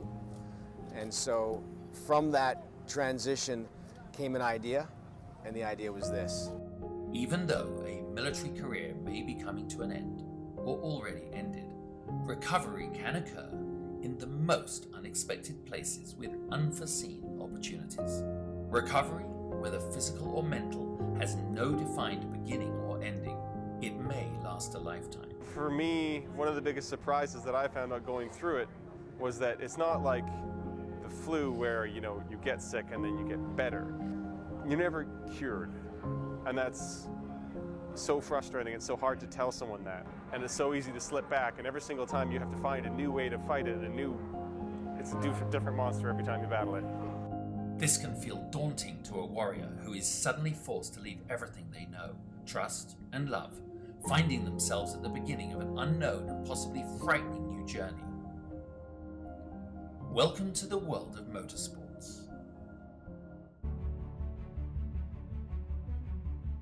We're in the right place at the right time in our lives to be able to take these guys that are wounded and put them in front of people that can actually show them that there is a camaraderie, there's a brotherhood within the motorsports industry, that there is potential for career opportunities for them if they have the skill set. Motorsports offers an opportunity to regain that sense of identity within a safe, fast-paced team environment, providing a renewed sense of purpose.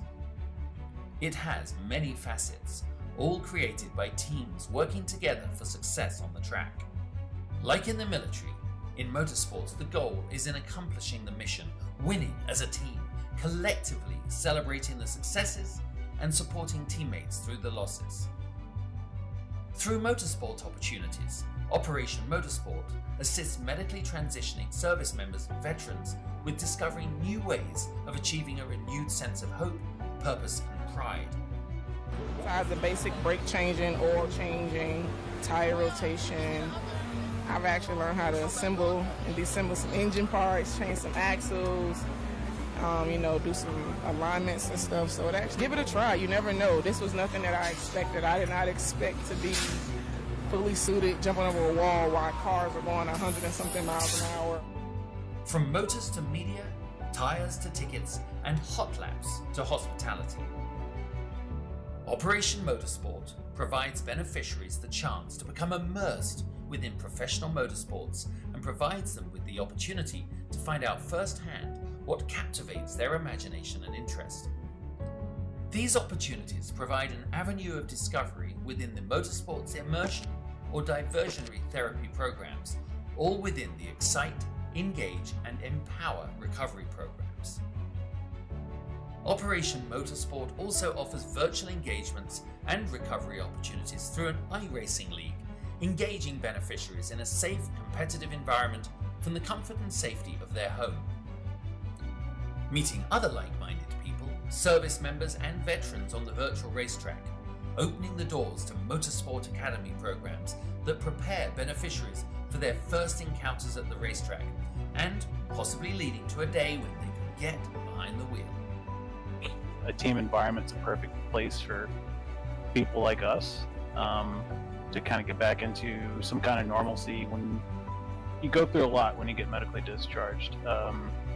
And it kind of sucks and you put through the ringer, but I feel like what Operation Motorsport's doing is just something that's just really valuable.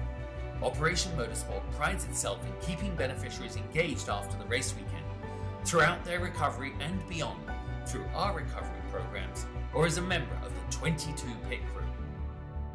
No matter the background or story, Operation Motorsport is always there to listen, provide a safe and comfortable space, and a trusted circle of confidence that is open and honest about what difficulties may lie ahead for those transitioning out of a military career.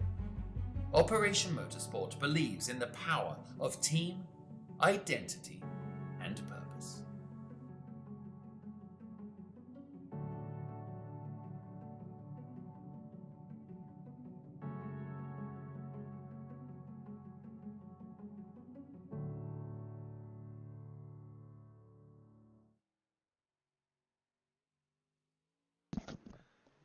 Welcome back, ladies and gentlemen. It's time for your nightcap. Those are the 305 Sprint cars right here at Cedar Lake.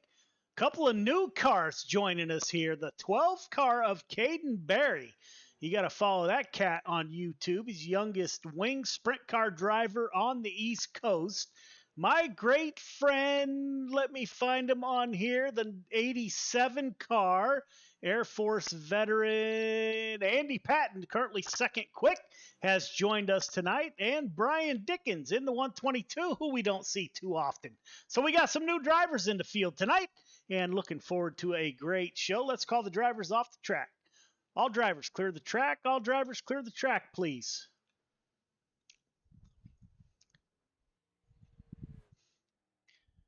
All right, fellas, go over the rules real quick. We have a few new drivers in the field. After a podium finish, if you do not show up for your interview or the photo in our Discord, you will get an EOL next week. Bring out 2 cautions in any race, be it a feature or a heat race. You will be DQ'd for the night. Intentional contact will not be tolerated at any time. If you are found to have made intentional contact, you will be suspended. The length of the suspension will depend on the severity of the contact. Callouts on Discord or any means is not tolerated at any time. If we find out about it, if a message is shared with us, again, you're looking at a suspension depending on the severity of the message. We're all drivers. We ask that before you send out a message to a fellow driver that you calm down for a minute, take a breath before you send out that message. That's all we have for tonight. This is week 11, 305 Sprint Cars, brought to you by Raven Graphics. Any questions, comments, or concerns? Now would be the time before we advance.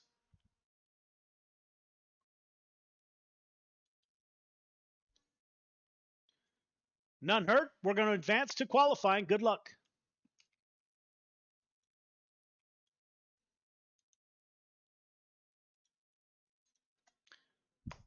Welcome back, Clayton. This is it, my friend. This is the nightcap. The 305 Sprint Cars. We're hoping for a little better success. This is the biggest sprint car field we've had in quite some time. Man, what are you looking for?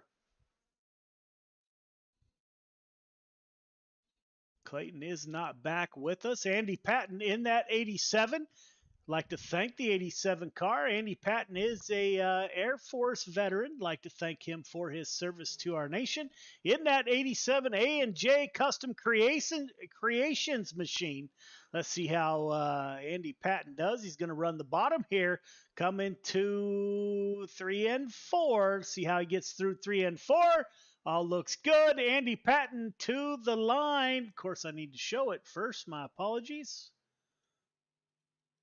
Donald Ingram at the top of the board with a 12.545. Andy Patton P2. Mark Gilbert in that 76 car. He's getting ready for his first run. Looks like he blinked out there. Joseph Grandy in the 518 out on track. Grandy coming for his first time lap. 12 car of Caden Berry. We talked about the 12 car. He's third quick. Grandy up to P2 with a 12.533. Jason Hines rounds up P7. Cale Smith in the 515. He's currently 12th quick in that 115. Trying to get that car around. Coming out of 1 and 2. See if Cale Smith can improve on his 13th quick. 13 quick for Cale Smith. Grant Wesley in that 88 machine. A lot of these drivers not used to sprint cars. 16th quick for Grant Wesley. Cale Smith still out on track, getting a couple extra practice laps. You will see drivers start to run the extra laps in cars they're not comfortable with, as our Week 13 $500 Dash for Cash, brought to you by the Dirt Track Bank, is a regular Friday Night Lights show.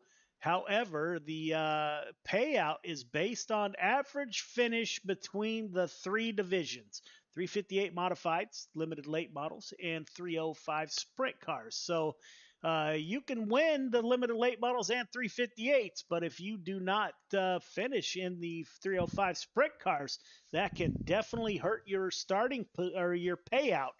So at the top of the board, your points champion currently, Randy Shreves in the 56 at the top of the board, followed by Joseph Grandy. Those two are 1-2 in the points.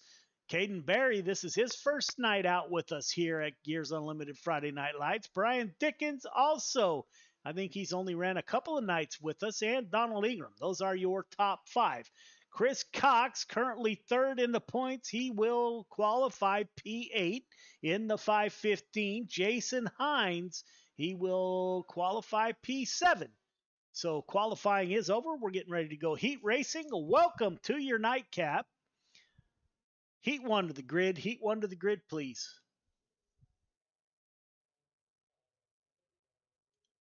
Randy Shreves, Caden Berry on the front row. Donald Ingram, Jason Hines in row 2. Michael Carter, Jesse Ingram in row number 3. Cale Smith, Samuel Bachman in 4. Mark Gilbert round out your field of 9 drivers. All right, leader, 1.5 car length behind the pace truck, please, sir. Everybody else, once you get the 1 to go, tighten it up. Half car length between yourself, the car in front of you. The initial start is on green. Do not jump the start. Do not pass before the start finish line. Got 8 laps. Everybody heading to the feature. Race hard, or race clean. Put on a great show. Good luck. So your points champion is on the inside of row number 1. He's got Caden Berry in that 12 car to his outside. Caden's real car looks a lot like that. Follow those folks on Facebook. Donald Ingram in the 10 car. He's on the inside of row number 2. Donald Ingram and Jesse Ingram did not own sprint cars last season when they ran in the Dash for Cash. So they picked them up this year, and they're doing quite well. Jason Hines, the 66 driver out of Canada, is on the outside of row number 2. Lights are off on the pace truck. Pace truck has exited. We're getting ready for our 8 laps in heat number 1. Green flag is out. We are underway. It is Randy Shreves and Caden Berry on the front row. Shreves digs down low. Will the 56 be able to clear the 12? He will. Now Caden Berry's going to go to the low side. Shreves running the middle. Shreves will make that 56 car work on that middle line. Jason Hines, he moves up 1. He's going to tuck in front of the 10 behind the 12. Hines running a little bit taller line than Donald Ingram. Michael Carter in the 15 car. Clayton Michaels with us in a sprint car. Clayton has disconnected. My apologies. Up front, Randy Shreves leading the way. Got the 12 car of Caden Berry right behind him. Jason Hines in P3. Top 2 starting to pull away from the field. I'm not sure if Shreves drives a sprint car in real life, but you won't find many better in a sprint car than Randy Shreves. So you got Shreves. Caden Berry does drive a real sprint car. The kid gets it done on the East Coast. He's running in P2 on lap 6 of 8. Field is spread out.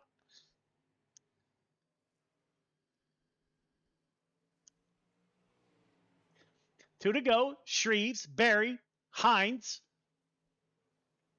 or Haynes, my apologies. He's running Haynes in the 66, run a little bit higher. He's running a cut down line, goes in a little bit higher, comes off low. Shreves at the front of the field, got 2 more laps to navigate. He is your points leader and last season's champion. So the 56 car to the flag. Shreves, Berry, Haynes, Ingram, your top 4.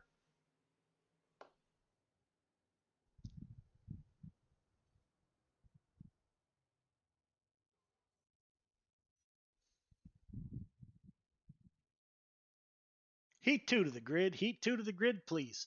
Joseph Grandy, Brian Dickens on row number 1. Andy Patton on the inside of row number 2 with Chris Cox to his outside. Butch Baker, Anthony Morano in row number 3. Luke Hines, Grant Wesley in row number 4.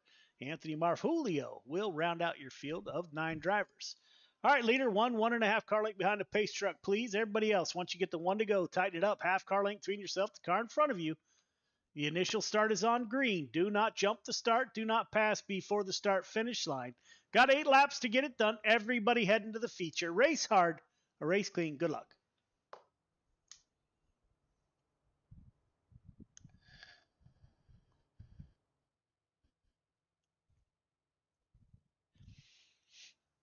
Again, Joseph Grandy is currently second in the points lead. He's got Brian Dickens to his outside. Chris Cox still looking for his first sprint car championship in Gears Unlimited Friday Night Lights. He has a few 358 modified and limited late models. So the 515 is still searching. He's currently third in the points with 1 win so far in the sprint cars. Andy Patton in that 87 car. He doesn't race with us often, but when he does, you got to watch out for the 87 car. Pace truck has exited. Green flag is out. We are underway. Brian Dickens on the outside with a great restart. It will be Joseph Grandy. Now Dickens will try to cross over. Grandy blocks that bottom line as the caution comes out. Let's take a look. Looks like Anthony Marjulio involved.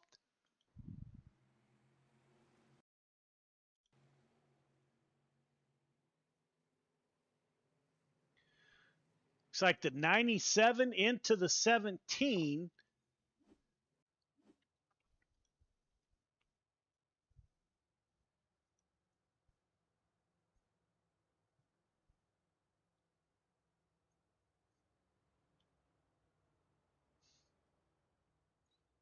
'97 EOL. You guys got to bear with me. It looks like Clayton had some baby issues. So 97 EOL.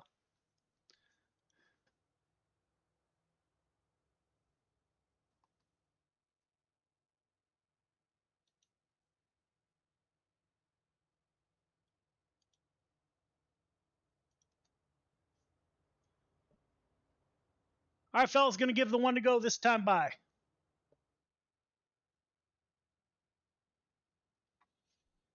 Going green this time by. Everyone tighten it up.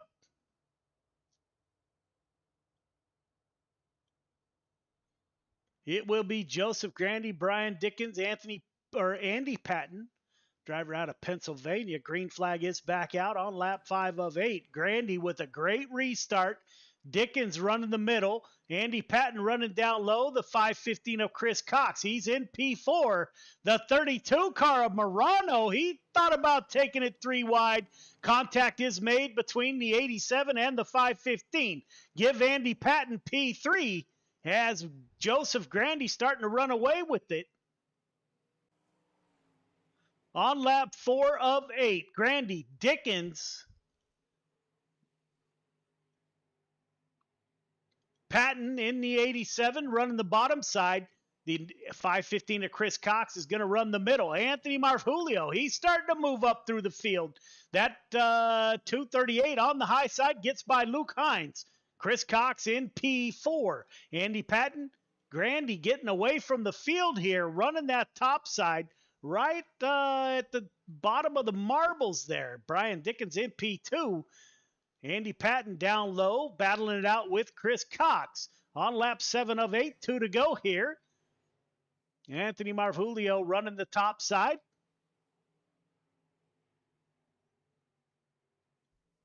Up front, Grandy, 1 to go, takes the white flag, 5:18, over a second gap between himself and second place Brian Dickens. 2 more corners to get to 5:18 to the flag stand. Grandy, Dickens, Chris Patton, Chris Cox, my apologies. Great battle to the end.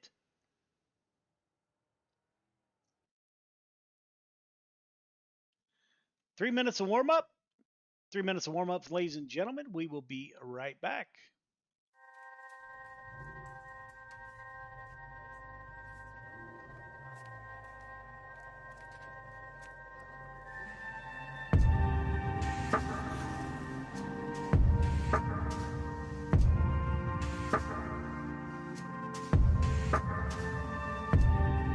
Our biggest thing is getting the word out, awareness of Mission 22, the struggle as it is to fight PTSD and suicide.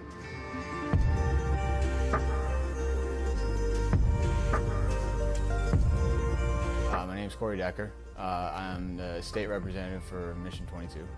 The issue has been great. We got a bunch of great guys that have gotten together and decided to create this rally. The word's getting out, and it's turning into quite an event where we can actually help a lot of veterans.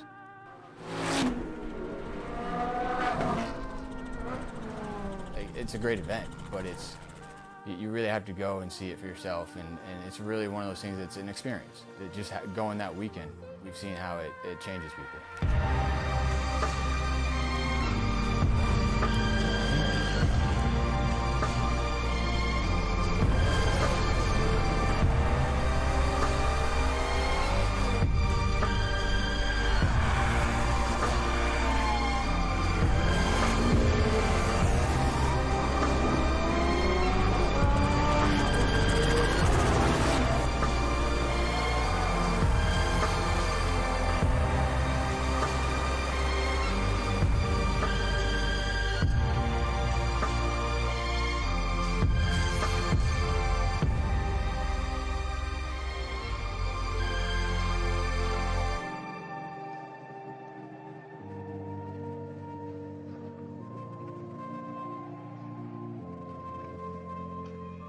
When people hear a Till Valhalla project, the first thing they might think of is our shirts. But what most people don't know is that our plaques came first and the t-shirts came second. What some people might not know is that the same shirts that we make day in and day out allowed us to do unbelievable things for unbelievable people. Whether it's donating our proceeds to reduce veteran suicide or gifting handcrafted memorial plaques to the families of fallen heroes, these t-shirts simply stand for honor and freedom. 2 words that wouldn't exist without our heroes.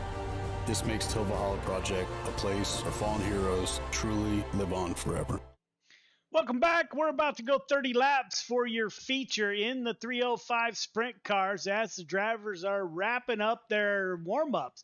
Caden Berry, Brian Dickens at the top of the board. Marfulio, Carter, Patton are your top 5. So we're getting ready to go 30 laps here for to conclude week 11. So we only have one more official week to go after this for drivers to punch their tickets to the Dash for Cash. Feature to the grid, please.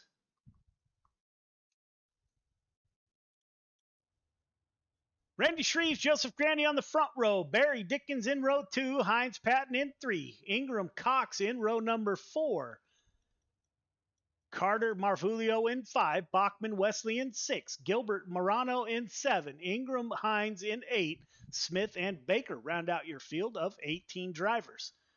All right, leader, 1.5 car length behind the pace truck. Everybody else, once you get the one to go, tighten it up. Half car length between yourself, the car in front of you. Initial start is on green. Do not jump the start.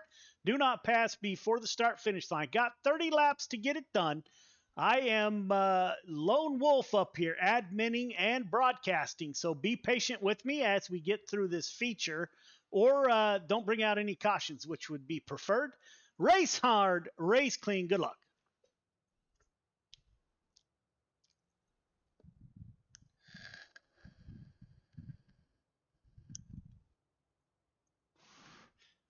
So your top two in the points will roll off on the front row. That is Randy Shreves and Joseph Grandy. Looks like there's about 18 points that separate these two. So Grandy needs a great finish, needs to get in front of the 56. Let's see how hard Grandy pushes here. Grandy does have 3 wins on the season. Shreves with 4. Chris Cox with 1. So that 66 car is the first in the front pack that has qualified for the Dash for Cash. The 122 of Dickens won't have enough races. As the green flag comes out, we are underway. You got the 518 up high. Randy Shreves keeps it down low. Caden Berry goes with the 56. The youngster putting pressure on the 56 of Shreves. Joseph Grandy on the high side. They showed him on the lead the last time by. The 12 car, the 518, the 56, the 122 of Dickens. Now Grandy to the lead. Dickens is going to follow along. The 122 in the dirt track bank machine. Now he will get by Shreves. Will Shreves jump to the high side? Not yet on lap 3 of 30. It will be Grandy at the point. Dickens, Shreves. Dickens into the outside. Shreves involved in an incident by Dickens.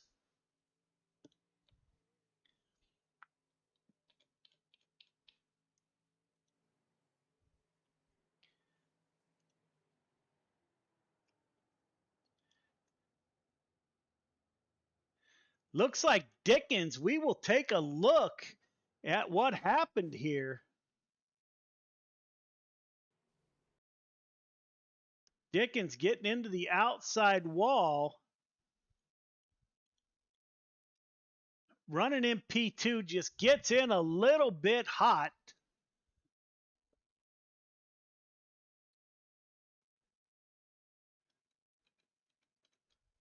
That will be the 122 going to the end of the line. So let's see if we can find Brian Dickens on here. Looks like he has disconnected. 122 EOL has disconnected. Joseph Grandy at the front of the field. Now Caden Berry going to give the one to go this time by. Let's tighten it up.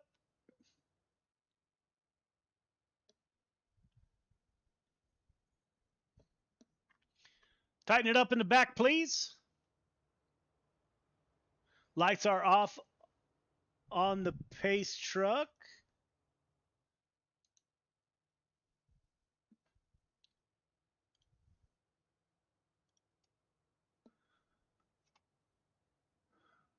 Grandy, Berry, Hines now in the 66. So Jason Hines needed a good night. Good restart by the 518. That is Joseph Grandy. He's able to make up some points tonight, possibly. If he can have a good run, the 56 of Randy Shreves, I believe Shreves exited the server. Joseph Grandy at the front of the field. The battle is back here. That is, I think Andy Patton. We'll have to take a look. Andy Patton looked like he got into the wall super hard. In that 87 car, that's the white and blue machine. 238 slides up. Patton just gets loose.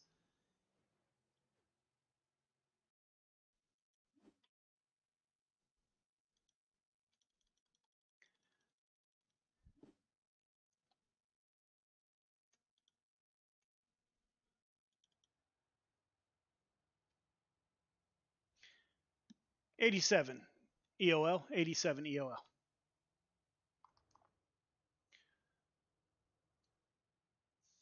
Working lap 8 of 30. Grandy at the top of the board, followed by Caden Berry, Hines, Inger, Marjulio. Let's tighten it up in the back. We're going to give the one to go this time by.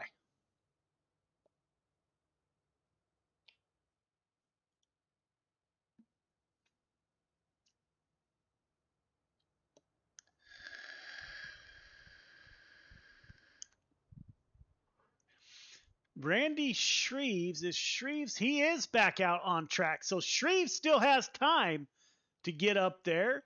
Joseph Grandy currently leading in the 518. Shreves is back in P14.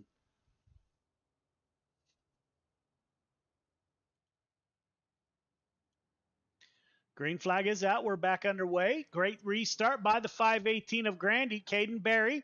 We're going to go 3 wide. Hines.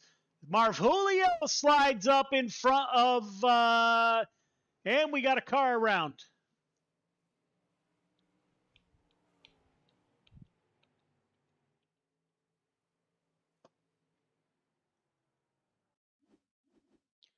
Not sure what happened. Let's take a look.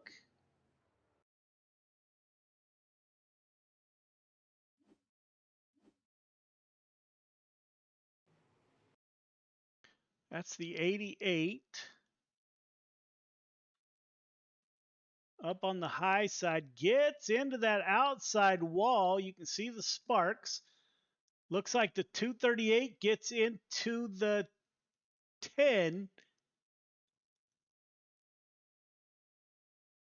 88 gets into the 10. 007 into the 88.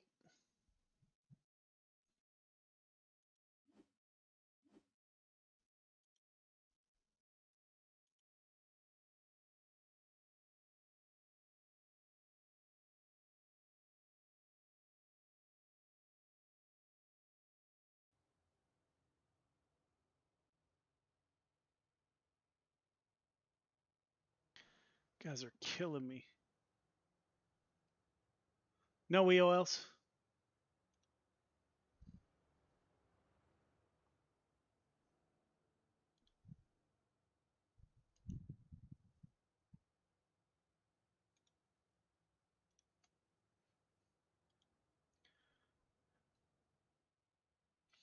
Green flag is back out. We are underway. It is the 518 of Grandy at the front of the field. Caden Berry in P2. Looks like the battle is back here. That's the 7 of Jesse Ingram. The 515 of Chris Cox. That top wing is just about destroyed. So the 515 running with a little bit of damage. Up front, Joseph Grandy. He dives down low. Caden Berry looking on the high side. Berry trying to make that pass. Don't look now. Marjulio, your spring champion in the sprint cars, is coming. Put the 238 back up to P3. Back it down. Caution's out.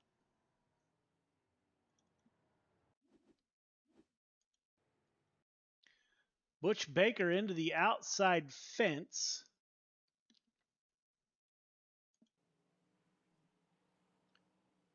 Just can't get off the wall.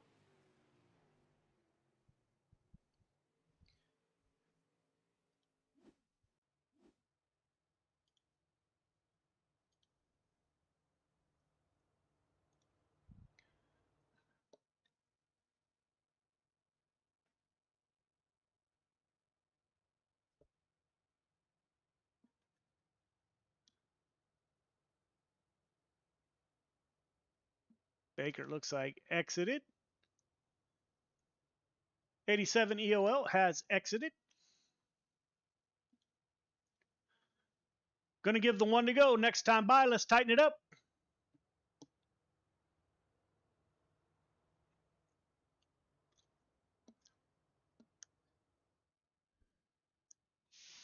Going green this time by. Working lap 12 of 30.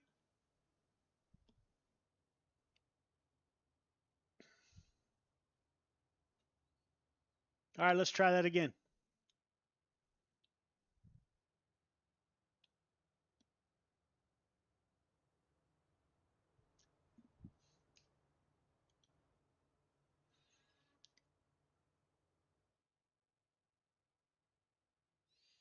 Grandy, Barry, Hines, your top three. Should go green this time by. Pace truck will accelerate up the front stretch. Grandy, Barry, Hines, Marfulio, Morano, your top five. Barry taking a peek down low. Good restart by Joseph Grandy. Caden Barry in P2. Slider line from Grandy.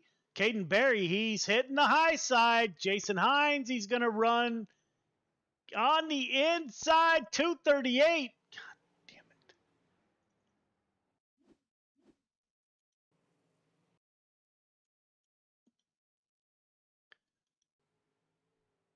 The 7 car down low.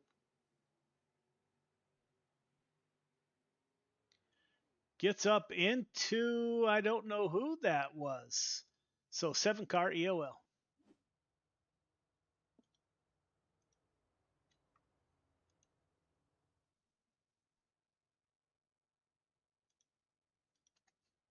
Seven car in the line. 7 car in the line.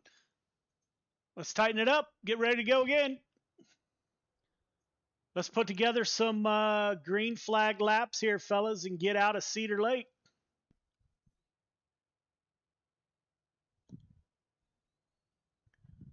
Grandy at the top of the board. Looks like we may have everybody exit before this is over. I didn't count the number of cars on the track remaining, but 1, 2, 3, 4, 5, 6, 7, 8, 9, 10 cars left. So Randy Shreves, he's going to hang in there in the 56. He's going to try to finish the best that he can finish as the 518 car. Joseph Grandy running in P2. He's second in the points. Grandy holds off the field for a good restart. Now Barry and Anthony Marvulio running the bottom side in the 238.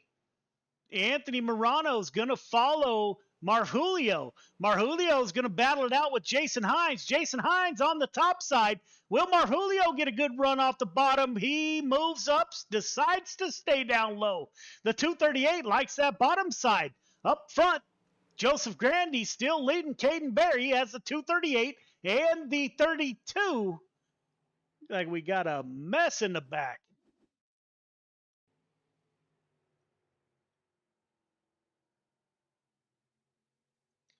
That's the 88. Gets up into the outside fence and gets into Shreves. So the 88 EOL.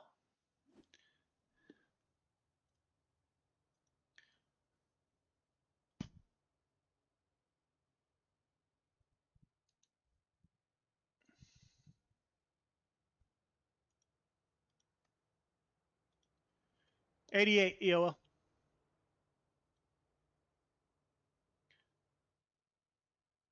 So Joseph Grandy still at the top of the field. Grandy, Barry, Hines, Marfulio, Morano, and Hines. Haynes and Hines. My apologies there. Got those mixed up. On lap 16 of 30.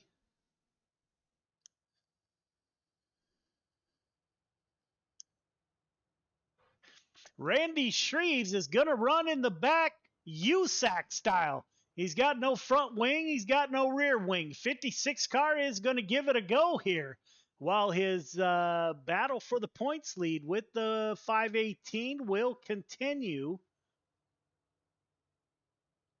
Lights are off on the pace truck, getting ready to go green.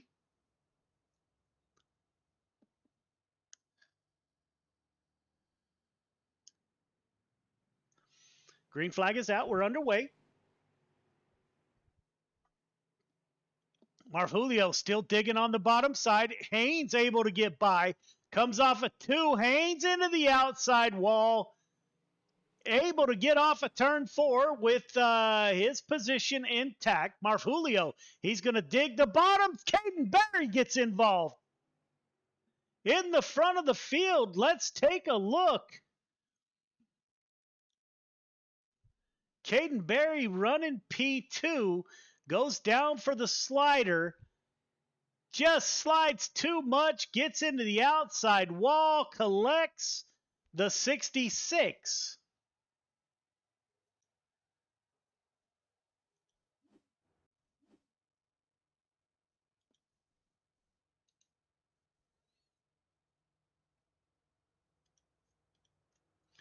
12 EOL, 12 EOL. So that will move the spring champion up to the rear tail tank of the 518. Looks like Carter is out, Baker is out, Smith is out, Patton, Dickens, Gilbert all out. Grant Wesley has exited in the 88. The 7 and the 007 are in the pit still. Been a rough night at Cedar Lake. I got to tell you, some nights go this way. It seems like it's never going to end. It will be Joseph Grandy taking us to the green flag. Lights are off on the pace truck. Two Anthonys in 2 and 3. That is Marjulio and Morano. So Joseph Grandy trying to hold off the spring champion, the 218 or 238 of Marjulio. Anthony Morano's going to dive down low. You got the 10 and the 15 side by side. Running the bottom side, Caden Berry back in the hunt. The 12 car currently running in P7. Battling it out with Jason Hines in the 66. Up front, Joseph Grandy. He's starting to check out a little bit. Marjulio in P2, Morano in P3. Donald Ingram now battling it out with the 12 car of Caden Berry. Into the fence once again.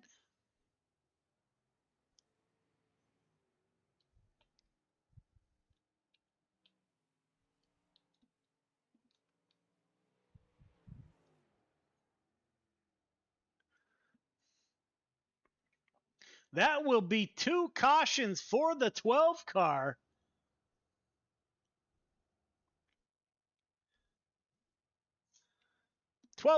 That is your second caution in the feature, sir. So park the 12 car for the night.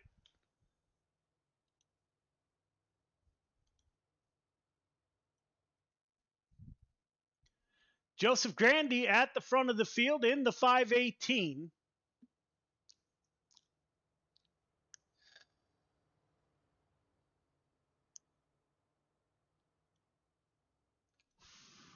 Let's check on Randy Shreves. I think he's finally done. Oh, he's in the pit still trying to get some repairs. Joseph Grandy at the front of the field. So Shreves, by sheer sticking it out, he may finish it. He will finish in your top 10.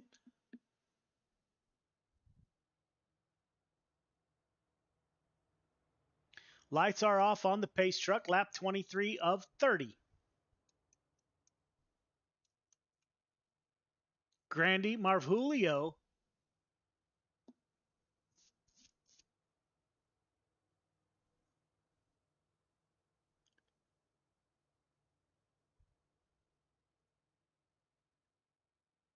And Anthony Morano having a great run in the 32. Green flag is back out.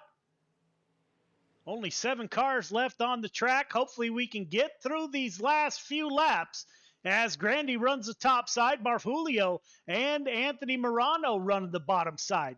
Well, don't look now, the 10 car. That's Navy veteran Donald Ingram. He's trying to get a run on the top side. He's got Jason Hines behind him in the 66. Now he switches down to the bottom side. We're going to go 2 wide here. Joseph Grandy at the front of the field starting to check out on the Marjulio and Morano. Jason Hines, he wants that podium finish. He's getting a run off the top side. Can he catch Anthony Morano? We only have a handful of laps left. Joseph Grandy now, he has over a half-second lead over Anthony Marjulio in P2. Now Grandy stays up high. Marjulio, he's been down low all night. Anthony Morano in P3. Jason Hines still on that high side, makes contact with the outside wall, gets a great run off of 4. It is the 66 at the line.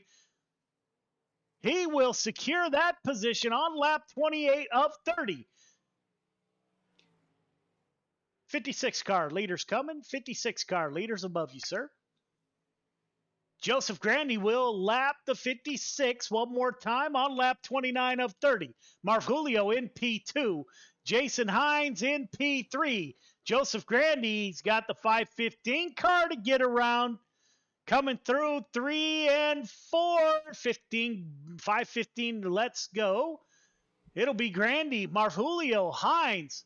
Top 3 start finish line, please. Top 3 start finish line. We will get a word with your top 3 here momentarily as soon as we get a podium shot.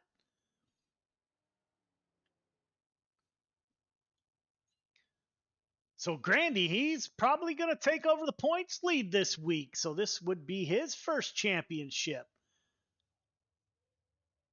All right, fellas, don't forget to go up for your interviews. We will get a word with those gentlemen here momentarily.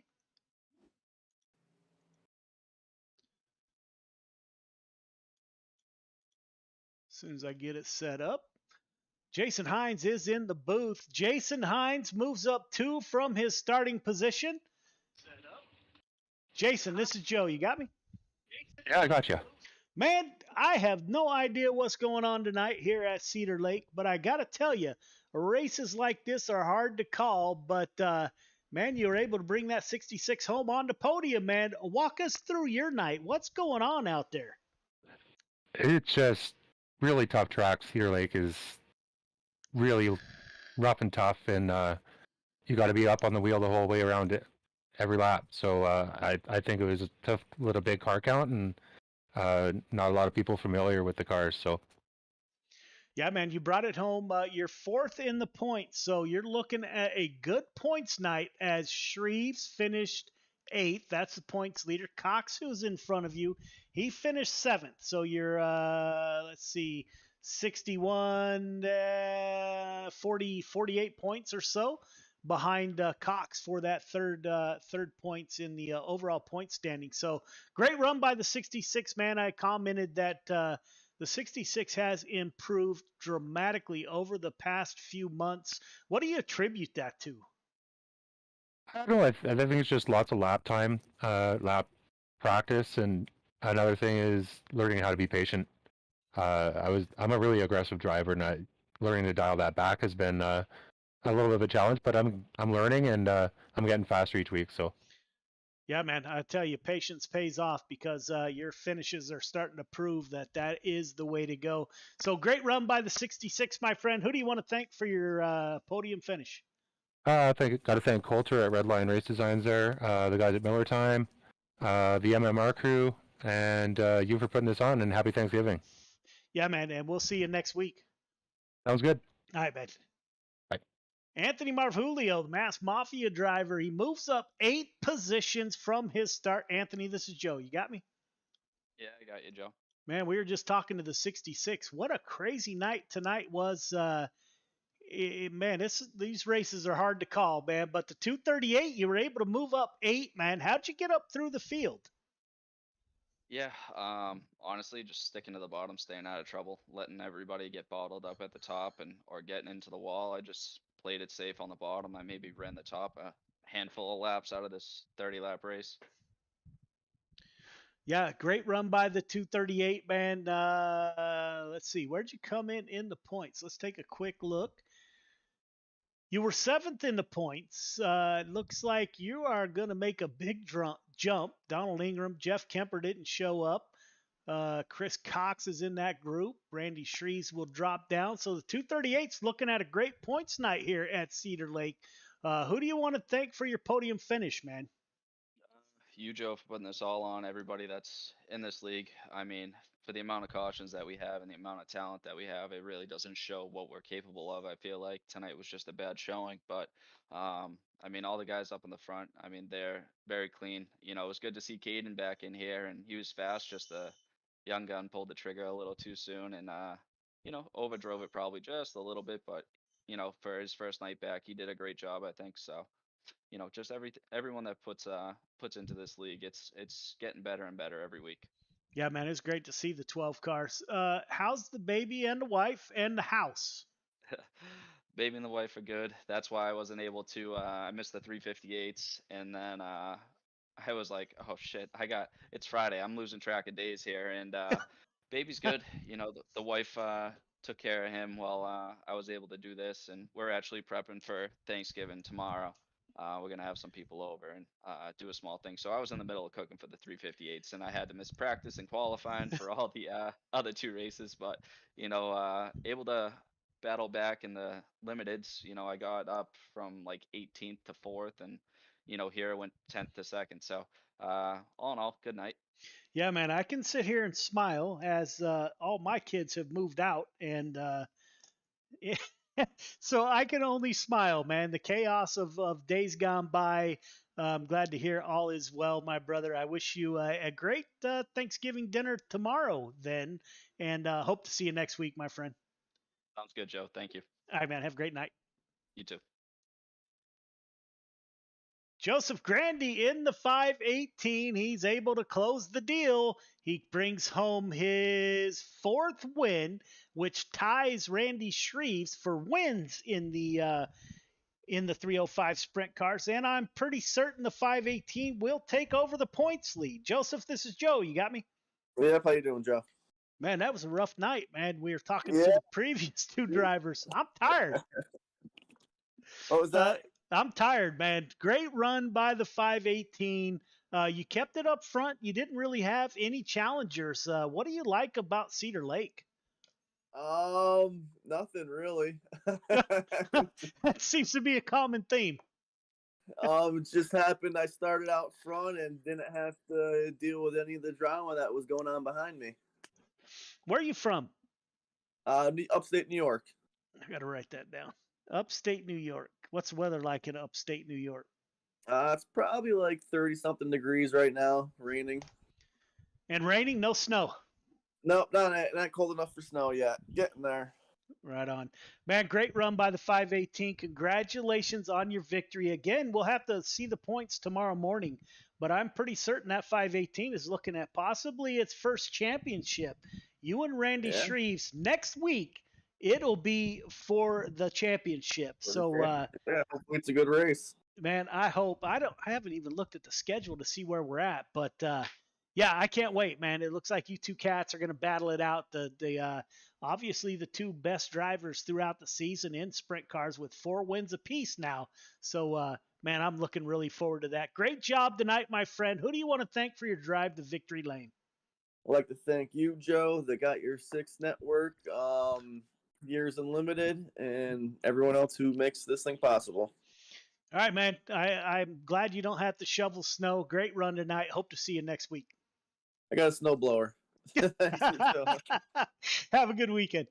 Bye. There you have it, ladies and gentlemen. There is week 11 at Cedar Lake. Again, it was a long one and kind of difficult at times to get through, but we made it. Thank you all for tuning in, and we will see you next week at season 12. This will be the season finale. So we will have a champion crowned. So we will see you next week.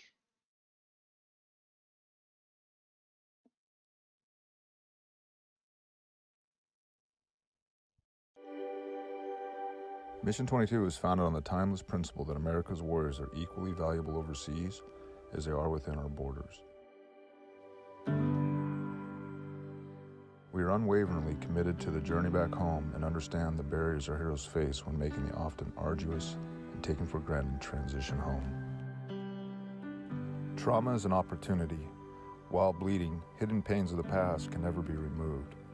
We can transform them into something brand new and beautiful. We can grow through trauma to become our community's cornerstone, the safest neighbor on the block, the strongest leader in the office, the most caring volunteer at the elementary school. The Recovery and Resiliency Program is a year-long, and it uses everything from cutting-edge biometric tools to science-backed supplements. This is a catalyst to take the deep scars suffered for our nation's sake and turn them into opportunities to direct our God-given purpose and energies as protectors toward a refreshed and meaningful life. By committing to this year-long program, you will be happier, stronger, and wiser. Your PTS and/or TBI may not leave you, but you will be more comfortable in your own skin, and your suffering will begin to have meaning. Our goal is to give warriors one thing, the truth. Let's take responsibility for our healing.